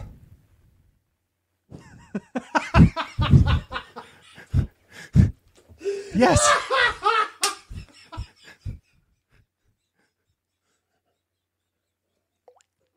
Go ahead, work off that one. I'm crying. This is a great sponsorship. We're gonna. We also have to. Wow.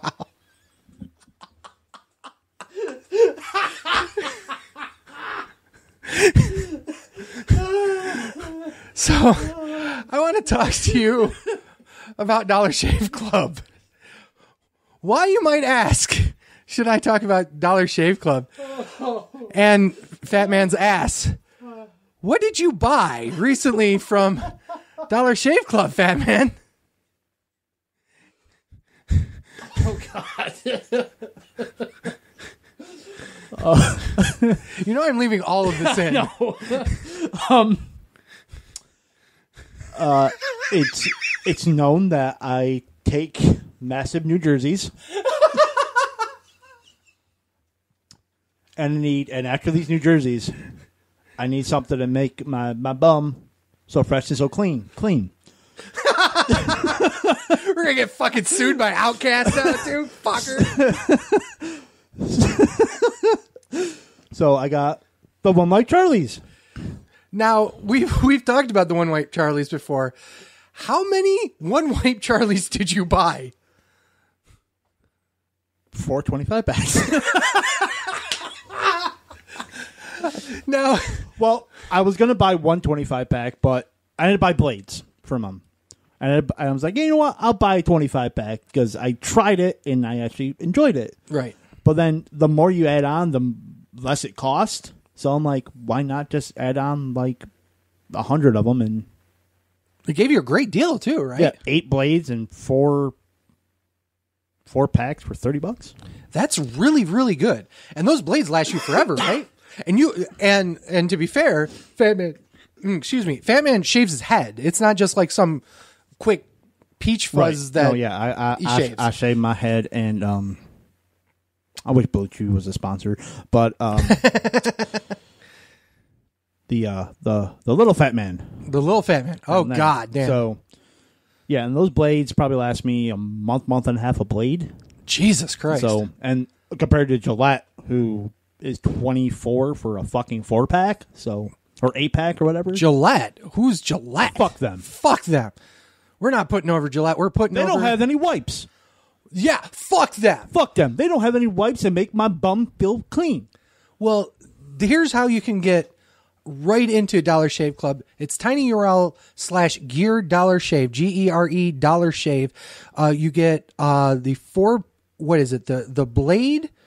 You get the executive razor. Yeah. You get like a little like sample kit. You get like the executive razor, I think, of 2 blades. You get like a little 3-ounce thing of their Dr. Carver shave butter. And I think that's it. But it's for... I thought they gave you one of the one. Oh, yeah, they give you like a sample of the one like Charlie's for, I think, $5. $5. Unbelievable. It's a phenomenal deal. And once again, it helps us out. If you go through our affiliate link, tinyurl.com/gear Dollar Shave, GERE Dollar Shave. But take it from Fat Man's ass. It's fucking amazing. You tried them too, motherfucker. Oh, you're damn right. I will put them over to the cows come home. I really do believe that is one. We've been doing this for nearly 7 years. Okay. And one of the things that we've always talked about in private is that we really didn't want to do that many sponsorships, but anything that we really wanted to do is something that we would absolutely use. This is one of those products that we absolutely would use. Obviously, Amazon is a huge part of our, ecosystem anyway, but we really do believe in this product. And I really do believe that your life will be better using this over the competitors. And when you fart, it's peppermint. Holy shit. I need that now. Honey, I need to buy 1 wipe Charlie's. You fucking got me with your ass. Let's continue on before we lose our life here. Speaking of asses, I mean a great ass. Charlotte Asuka? Bordeaux. No, fuck you. Charlotte Bordeaux. She had a tryout at WWE. Good for her. That's great. Scarlett's great. She's one of those women. Make sure Michelle's not fucking gorgeous. And I'm not a huge fan. So hot. Want to touch the hiney. She's had her hiney touched. Oh, yeah, we talked about that. Yeah. I mean, very attractive woman. She is an absolute star wherever she's going to land. She's one of those people that's very down to earth as well. It reminds me of Maria Kanellis and how she acts around fans and stuff. So really nice. I'm glad she's getting a tryout. I hope she goes far in WWE. I also believe that she's absolutely not going to be a fit for WWE for the exact reason of the fact that she's so hot. Yeah. Want to touch the hiney. Okay, yeah.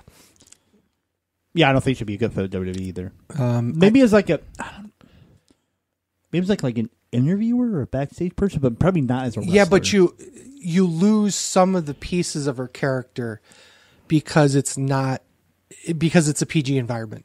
Oh yeah, so I absolutely agree with that. I mean, and like I said, I love the shit out of her. You know, as a worker, as a entertainer in general. So I mean, it'd almost be a little bit of a loss if she gets signed by WWE, but in the same breath, that's a lot of money to turn down. So I'm happy for her as well. So Anthem, which owns Impact, has now decided, you know what? If we got a shitty TV deal, we'll purchase the network.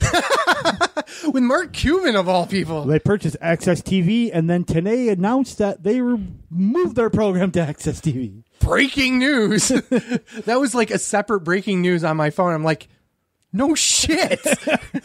Of course. That was always the plan since Ground Jewel, you know? Right.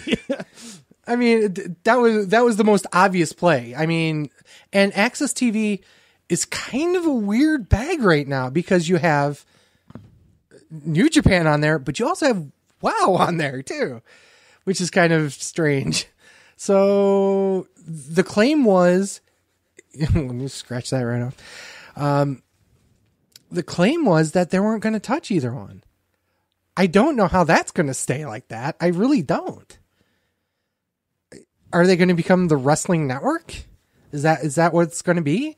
Are they going to buy old shows of Lucha Underground and play them on Access?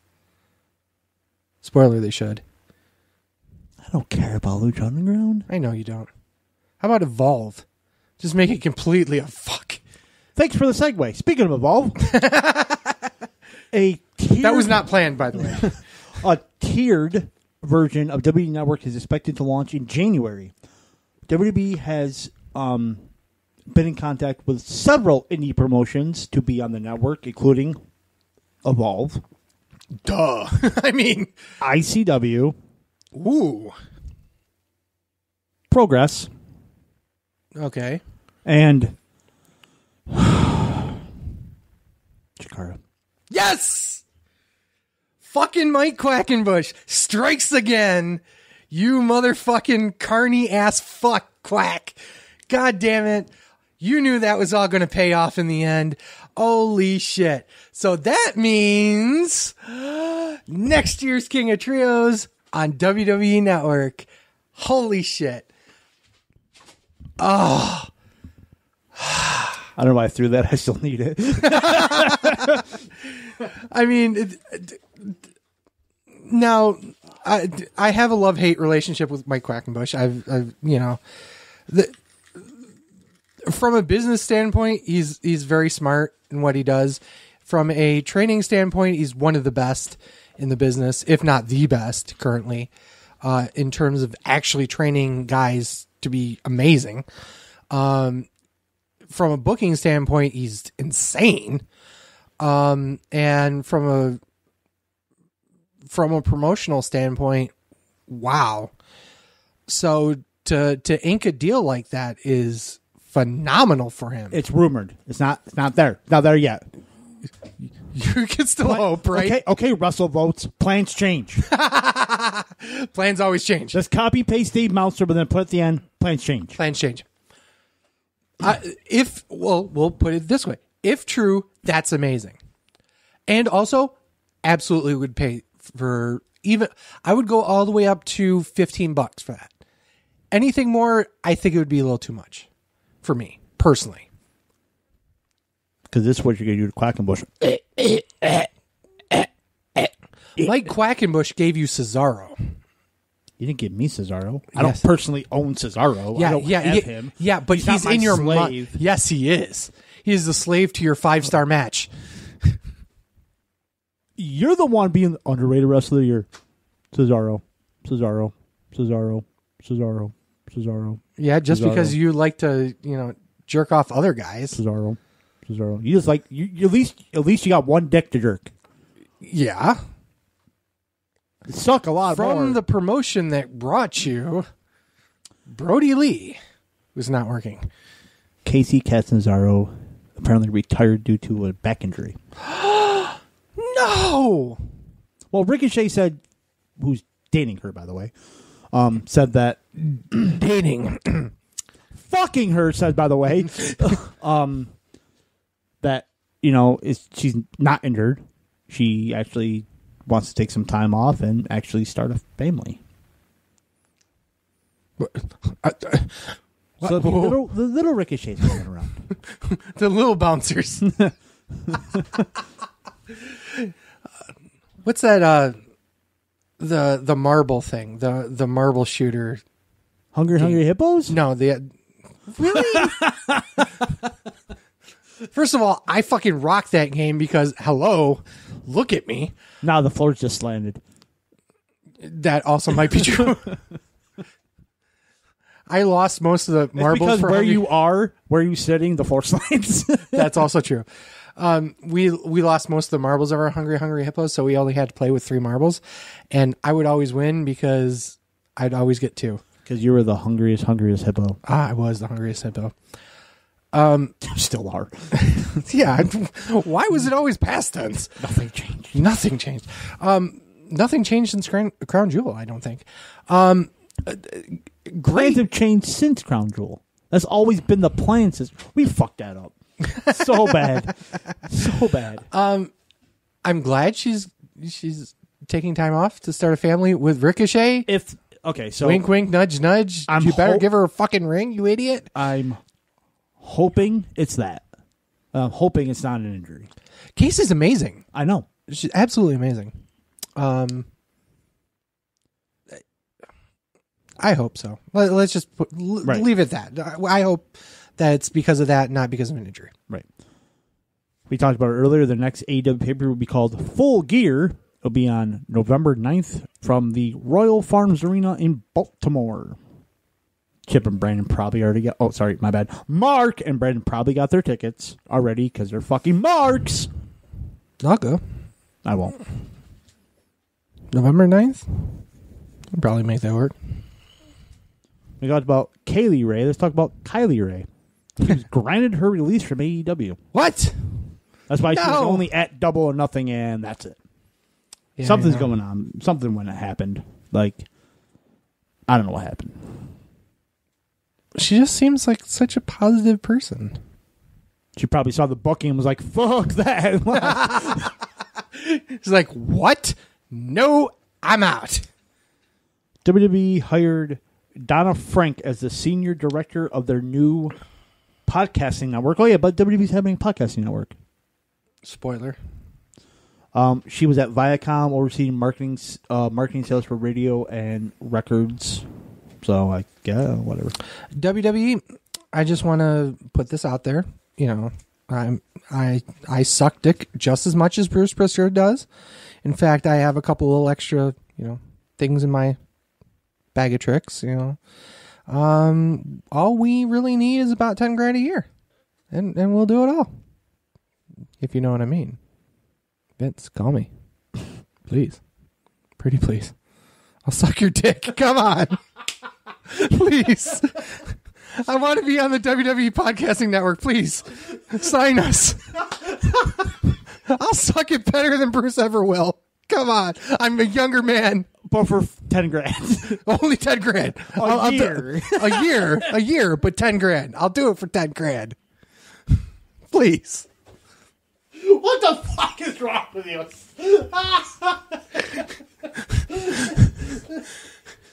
I mean, I guess I'll be that guy that watches. That's an extra 5 grand, by the way. I'll be crying, jerking off. Just in the corner, oh, God. He's too good at that. Why is he too good at that? Forgive me, Jesus.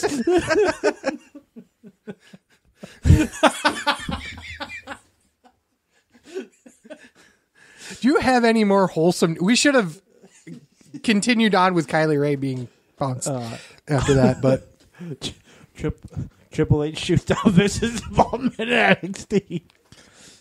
He's saying that Vince has, he has the Fox deal going on. He has XFL coming up. He just doesn't have time for NXT to be put on his plate. Well, especially considering it's NXT, or not NXT, but XFL is starting February of this coming year. Yeah. So it's like he doesn't have the time for it. So I get that. Do you? He has time to suck your dick, but no, I have time to suck his dick. Oh, whatever. Well, he can do his old, He could be producing. Wow. He could be producing Michael Cole, and you'd be sucking his dick. God damn it, pal, do it better. I'm sorry, Vince. No, not you. God damn, pal. God damn. Touch his head. Grab the balls. Sleazy. I need you to grab the balls. Grab it by the grapefruits. Michael Cole on Raw. He's going to grab his balls.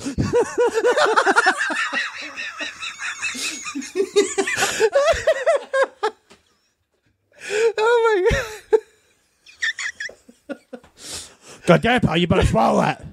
You better swallow it. He's gonna swallow.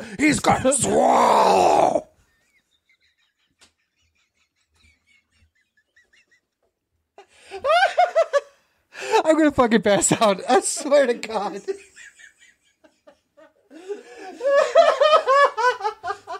I can just. All of a sudden, you get in your mouth, and he's like, "He's gonna puke! He's gonna puke! You better not puke! Swallow it! He's gonna puke! He swallowed it! Yeah, that wholesome protein. Oh, yeah. Brought to you by IcoPro. This cum shot brought to you by IcoPro. Speaking of shots, apparently chair shots will be banned in AEW. What? Transition, motherfucker! What a transition. I love it. Okay, cool. Chair shots, period, or chair shots to the headshots? Headshots. Okay, I'm good with that. I'm very good with that. Oh, so am I. 100%. That should not have happened to begin with, and we won't go down that road again. Apparently, Impact is partnering with AAA to promote their show at Madison Square Garden because... Triple Mania? No, it's not Triple Mania. It's that invading New York. Oh, yeah, that's from right. the Hulu Theater. Probably because they ain't selling worth shit, and they need. Really, they moved from Madison Square Garden to the Hulu Theater. Actually, it says, underneath.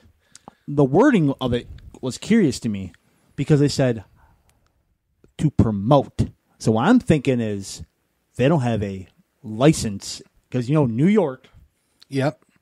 They don't have a license to probably run in New York, and they're like, "Can you help us?" Yeah. So I think we've talked about this more than once, but just to rehash it a little bit, is you need a promoter with a license that will help with the show. They also need a paramedic on site. They have to have doctor on site. And there's a couple other things that they have to need for New York State regulations. So I'm sure AAA came up here thinking that they could just run a show like they can in Mexico and not even think about it. Right. Considering that they worked with Ring of Honor for at least a year, knowing that New York has these craziness regulations. What, they think they could just let that go? Really? Whatever. Yeah, naive. But it's okay. They're going to fill out that 400-seat arena underneath Madison Square Garden and claim they're at the Garden. Oh, God. WWE is considering hosting another draft. Really? To now permanently split up the brands. Yeah, okay. So that's why you may have people going down to NXT, come up from it. That's why I was thinking. That's why we had that discussion earlier. Oh, well, we still have the wild card, right? Right? That's why permanent. We won't have it anymore, sleazy. Yeah, but we need the wild card because Brock Lesnar needs to be on NXT. Your favorite person, Enzo Amore. And Cass have talked about coming back to WWE. Or they've been in discussions with WWE. WWE says, no. Nah, dude. I think Triple H outright said, no, we've never talked to them since they both been released. So they can go fuck right off. Shawn Spears and the good-looking one got married. Peyton Royce. Yes. Yes. Okay, good. Yes. You're like, ugh. Which one is it? Which one is Peyton? This has kind of already happened, but I'm going to talk about it. Okay. Ken Shamrock is returning to wrestling for Impact Wrestling. He already taped some TV shows, and he's going to start a feud with Moose. iPhone. Thank you. You're welcome. Don't you welcome me, you fucking bitch. You're fucking welcome. WB is going to give NXT talent raises due to the USA deal. As they should. Right. If they're still running the same NXT contracts that they were before. And here's the other thing. Has there been any confirmation that they're moving out of Full Sail to do the weeklies? No. They're actually staying in Full Sail. Okay. Because they have sold out their first 4 tapings. Cool. Do you think that eventually they'll make that bigger? I think they'll make it a trap. If the numbers suggest it in certain markets, I think they'll make it a traveling show. Oh, instead of making Full Sail bigger? It's a university. They Well, they can make it bigger. I mean, if they pay the university, they can make it bigger. Yeah, we call it the WWE Susan G. Komen Foundation presents Full Sail University Campus Arena. Nope. You are. What did we talk about when we first came on the show? Dick Flavor Starver? No. BangBros Center. BangBros Center. Shit. God damn it. BangBros Center. Give it the BBC.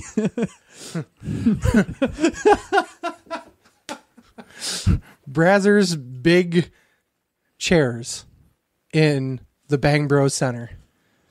Okay, so production-wise, TNT will cover production cost and split ad revenue with AEW, while USA is just paying WWE a flat rate for NXT. Okay. I mean... So when I looked this up, they were saying that AEW can potentially make more money, which is true with the ad revenue. Yeah. But WWE isn't doing it for the money, though. no. It's a win-win for them. If they paid them $200 for it. Not that they would actually do it, but... Since USA is giving a flat rate, pretty much they're covering their production costs too, flat rate. Yeah. Because WWE's not going to be like, give me $10,000 while production's $5,000 or $50,000. They're not going to do that. It's Full Sail University. Well, it's already basically done. I understand that. I'm just saying that now with NXT, they're not covering the production cost. USA will technically, because they're paying WWE. So technically, they're not losing money by doing it, which they won't be losing money anyway. But I'm just saying, like, you know what I'm saying? Like, yeah. That's a expense that they're not covering anymore. Right. So, well, which is why the USA deal made sense in every sense of the word. Well, as also so with TNT's technically, yes, it depends on how much the production is and how much viewership is for AEW and what the ad revenue is. All depends on how much viewership they get. Pretty much it all depends on how much viewership they get means how much money AEW gets. Well, yes, USA is giving them flat rate. WWE does have to cover production costs and probably make it a little bit more on top of it. So right. AEW has the potential to make more, but will they? Will they? It all depends. Honestly, I see them making more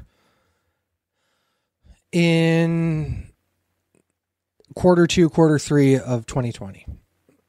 I think it'll need a good 10 to 12 weeks of solid viewership before you start seeing enough of a return on that money. That being said, I don't think they'll lose money ever on the deal. I think advertisers will still jump at this. So, well, fucking Cracker Barrel did, and so did Darby Allin. But WWE, yeah, it doesn't matter. Yeah, it's not a big deal. Marty Scurll's ROH contract comes up in November, and apparently so does Matt Taven's. Well, Scurll's definitely not staying. No, he's going to AEW. Yeah, I mean... Taven either resigns or he's going to AEW. I hope not. You know where I want Taven to go? Stay in ROH? ROH. Team up with Mike Bennett because they're both great tag team wrestlers. Okay, in WWE? Yeah. Okay. I don't think WWE will sign him. I really don't. He has been not great as the ROH. Yeah. Like, not great. As in, like, his matches haven't been great. He's not drawing at all. This is coming from a man that didn't like Lethal either, but I really don't believe Taven's got that it factor. You know, he really doesn't. And I hate saying it that way because he's a good wrestler. It's just he's not... I don't know if he's just not connecting with fans as much, but the gimmick he had beforehand, the uncrowned world champion, was kind of I kind of liked what he was doing, but it really didn't resonate with me once he won it. He still doesn't seem like the man. Because, honestly, who's he beat? Jeff Cobb.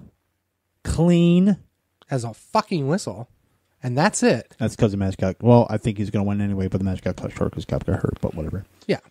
But, I mean, with all due respect to Jeff Cobb, amazing guy, amazing worker, he's not an ROH quote-unquote elite guy. You know, the only real test he's had was Lethal, and once again, I'm not a huge Lethal fan. You know, and that's... I think part of that isn't Taven's fault. It's the fault that there's really no big established stars in Ring of Honor right now. And they're trying to push Taven over a field that looks like garbage, honestly. I mean, with all due respect, he's better off getting wins over fucking Jay Briscoe. You know? I don't There is no way Jay Briscoe is winning the ROH World Title. Again. Ryan, where are you? Anything else? 2 more. Drew McIntyre has minor surgery for an undisclosed injury. He was jerking off too hard. So he was the one sucking Mrs. Dick, not you. Aha! And my dream may come true. WWE may go back to the 2-man announce booth. Good. And of course, I got this from Raja, and Raja got this from fucking WrestleVotes. And of course, WrestleVotes had to say, but plans may change. As always. Hedge those bets, dude. That Cole will be moved to SmackDown Okay. with Renee Young. Vic Joseph will go to Raw with Corey Graves. So it'd be Vic, Corey. So Yep. Vic would be doing play-by-play. Corey would color. Yeah. On SmackDown, it would be Cole doing play-by-play and Renee doing color. Yes. Ew. Right. And don't get me wrong, I love Renee Young. She's doing a fine She may shine better as a in the 2-man duo. because in the 3-man announce booth, there's always someone that gets left out. and it was always her. And it was always her because, like, Cole will spot something, and Corey Graves like, well, you're fucking stupid. And Renee Young will say something, and Corey Graves like, Cole, you're still fucking stupid. Right. Like, it just doesn't... 3-man announce booth never mesh well. Ever. The best ones, there have been only 2 that I liked. It has to be like Gorilla and Bobby and somebody. No. Really? Vince McMahon, Jim Ross, and Jerry Lawler. Oh, yeah, okay. And the other one, ironically enough, Tony Schiavone, Bobby Heaton, and Mike Tenay. Oh, that was 1 out of 3. Here's my problem with it, and AEW is the same way because we now have Excalibur, Ross, and Golden Boy. Not for long. Yeah, now it's going to be Schiavone, which is funny because Schiavone. fucking Schiavone. What are they going to use Golden Boy for? They just hired him. They literally just hired him 2 weeks ago. Or maybe it was a little bit longer than that. It's like 2 months ago. 2 months. But they could use him as a backstage interviewer, but they got fucking Jen Decker doing that. And by the way, fucking gorgeous. She was, you know, like Brett Favre. Brett Favre. You know Brett Favre? Brett Favre.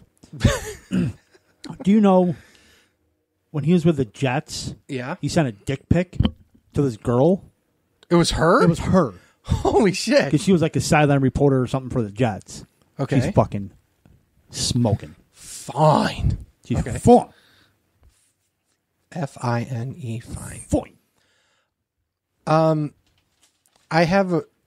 But no, like you Well, do here- have. But here's the thing: you have a play-by-play manager, Jim Ross, the best ever, by the way. Yes. Tony Schiavone, a play-by-play guy, and Excalibur, Great color. who's a great color guy, but who can also be a play-by-play guy. No one kicks out of the Falcon Arrow. So you technically have 3 play-by-play guys.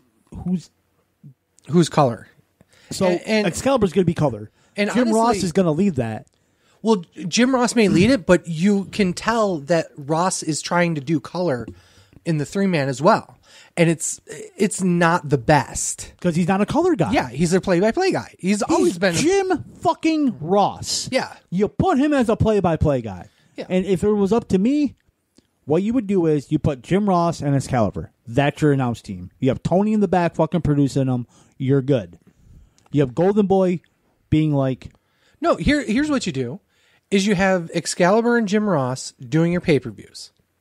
And then you have Golden Boy and Schiavone doing the TV. I don't like that. Why not? It gives Golden Boy a chance to work with a great mastermind.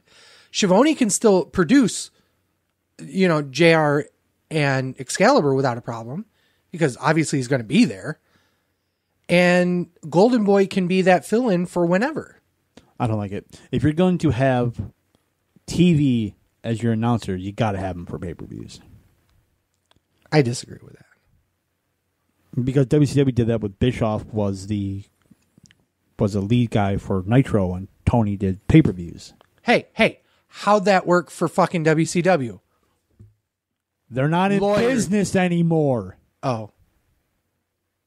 Yeah, they are. They just had a pay-per-view like 2 weeks ago.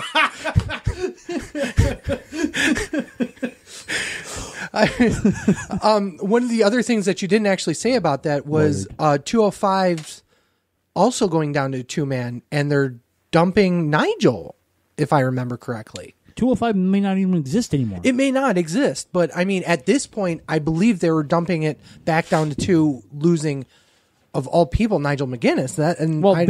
Vic Jokes is going to Raw. He's off of 205 Live, and now he's off of NXT UK. NXT, yeah. NXT UK. So where does that leave Todd Phillips? Jerking himself off, I guess. I mean, NXT UK?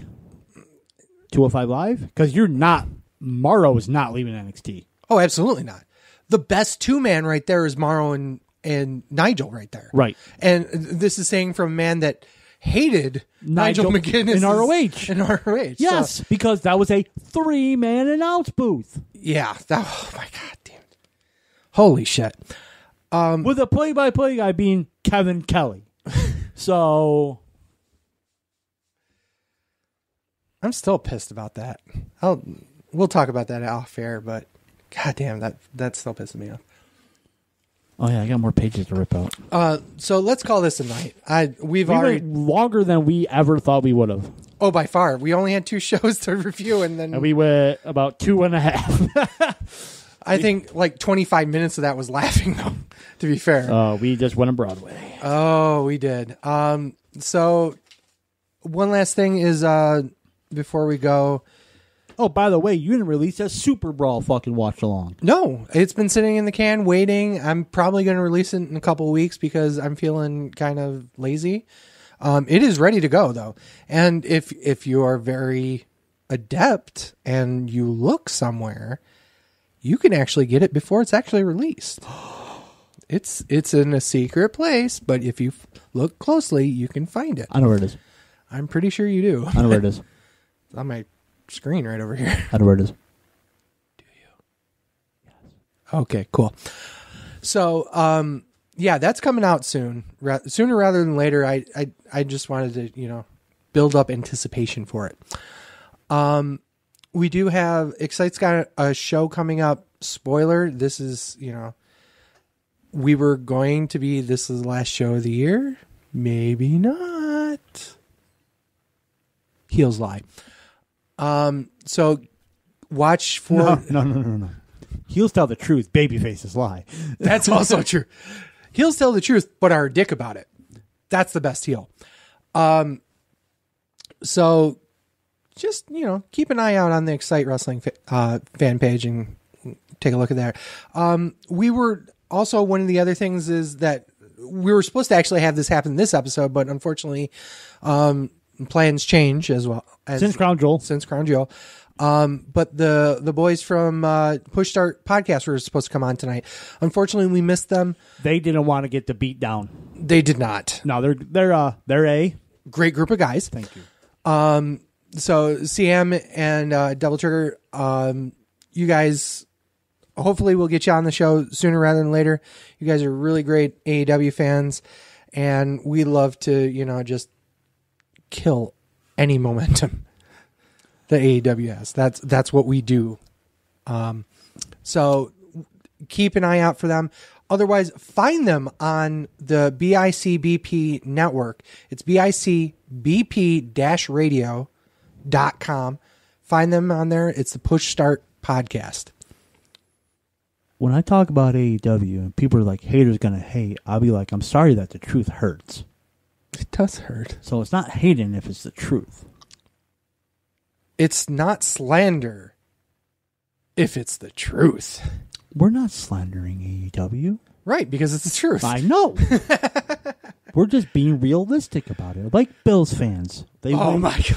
They get lucky one game, and now they're going to the Super Bowl. They're going to lose at the Super Bowl like they always do. Well, what's going to happen is they'll be at the Super Bowl. I mean, they're going to buy tickets. But they'll be there. And my Bucks are playing right now, and they're probably going to get their asses whipped. Who are they playing? Carolina. Thursday night game. Ouch. We'll lose. I don't. Because I'm a realist. Going back to the realistic, I know we suck. Just like how AEW, their booking's fucking awful. Well, let's hope that they can turn it around just like your Bucks. But that's pretty much it for the That's what I thought you said. What's I it? said just like my butt. I should have said that. Damn Turn it. around. So that's it for this show. So for Sleazy, For the fat man. this is the Wrestling Show. Thank you guys so much for listening. Peace. And we're out from the BBC Center.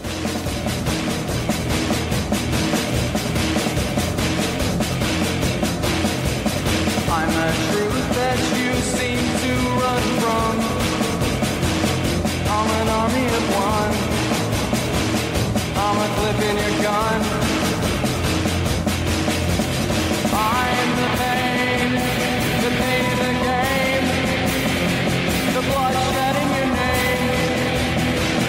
When there's nothing to gain, I'm the world gone sad.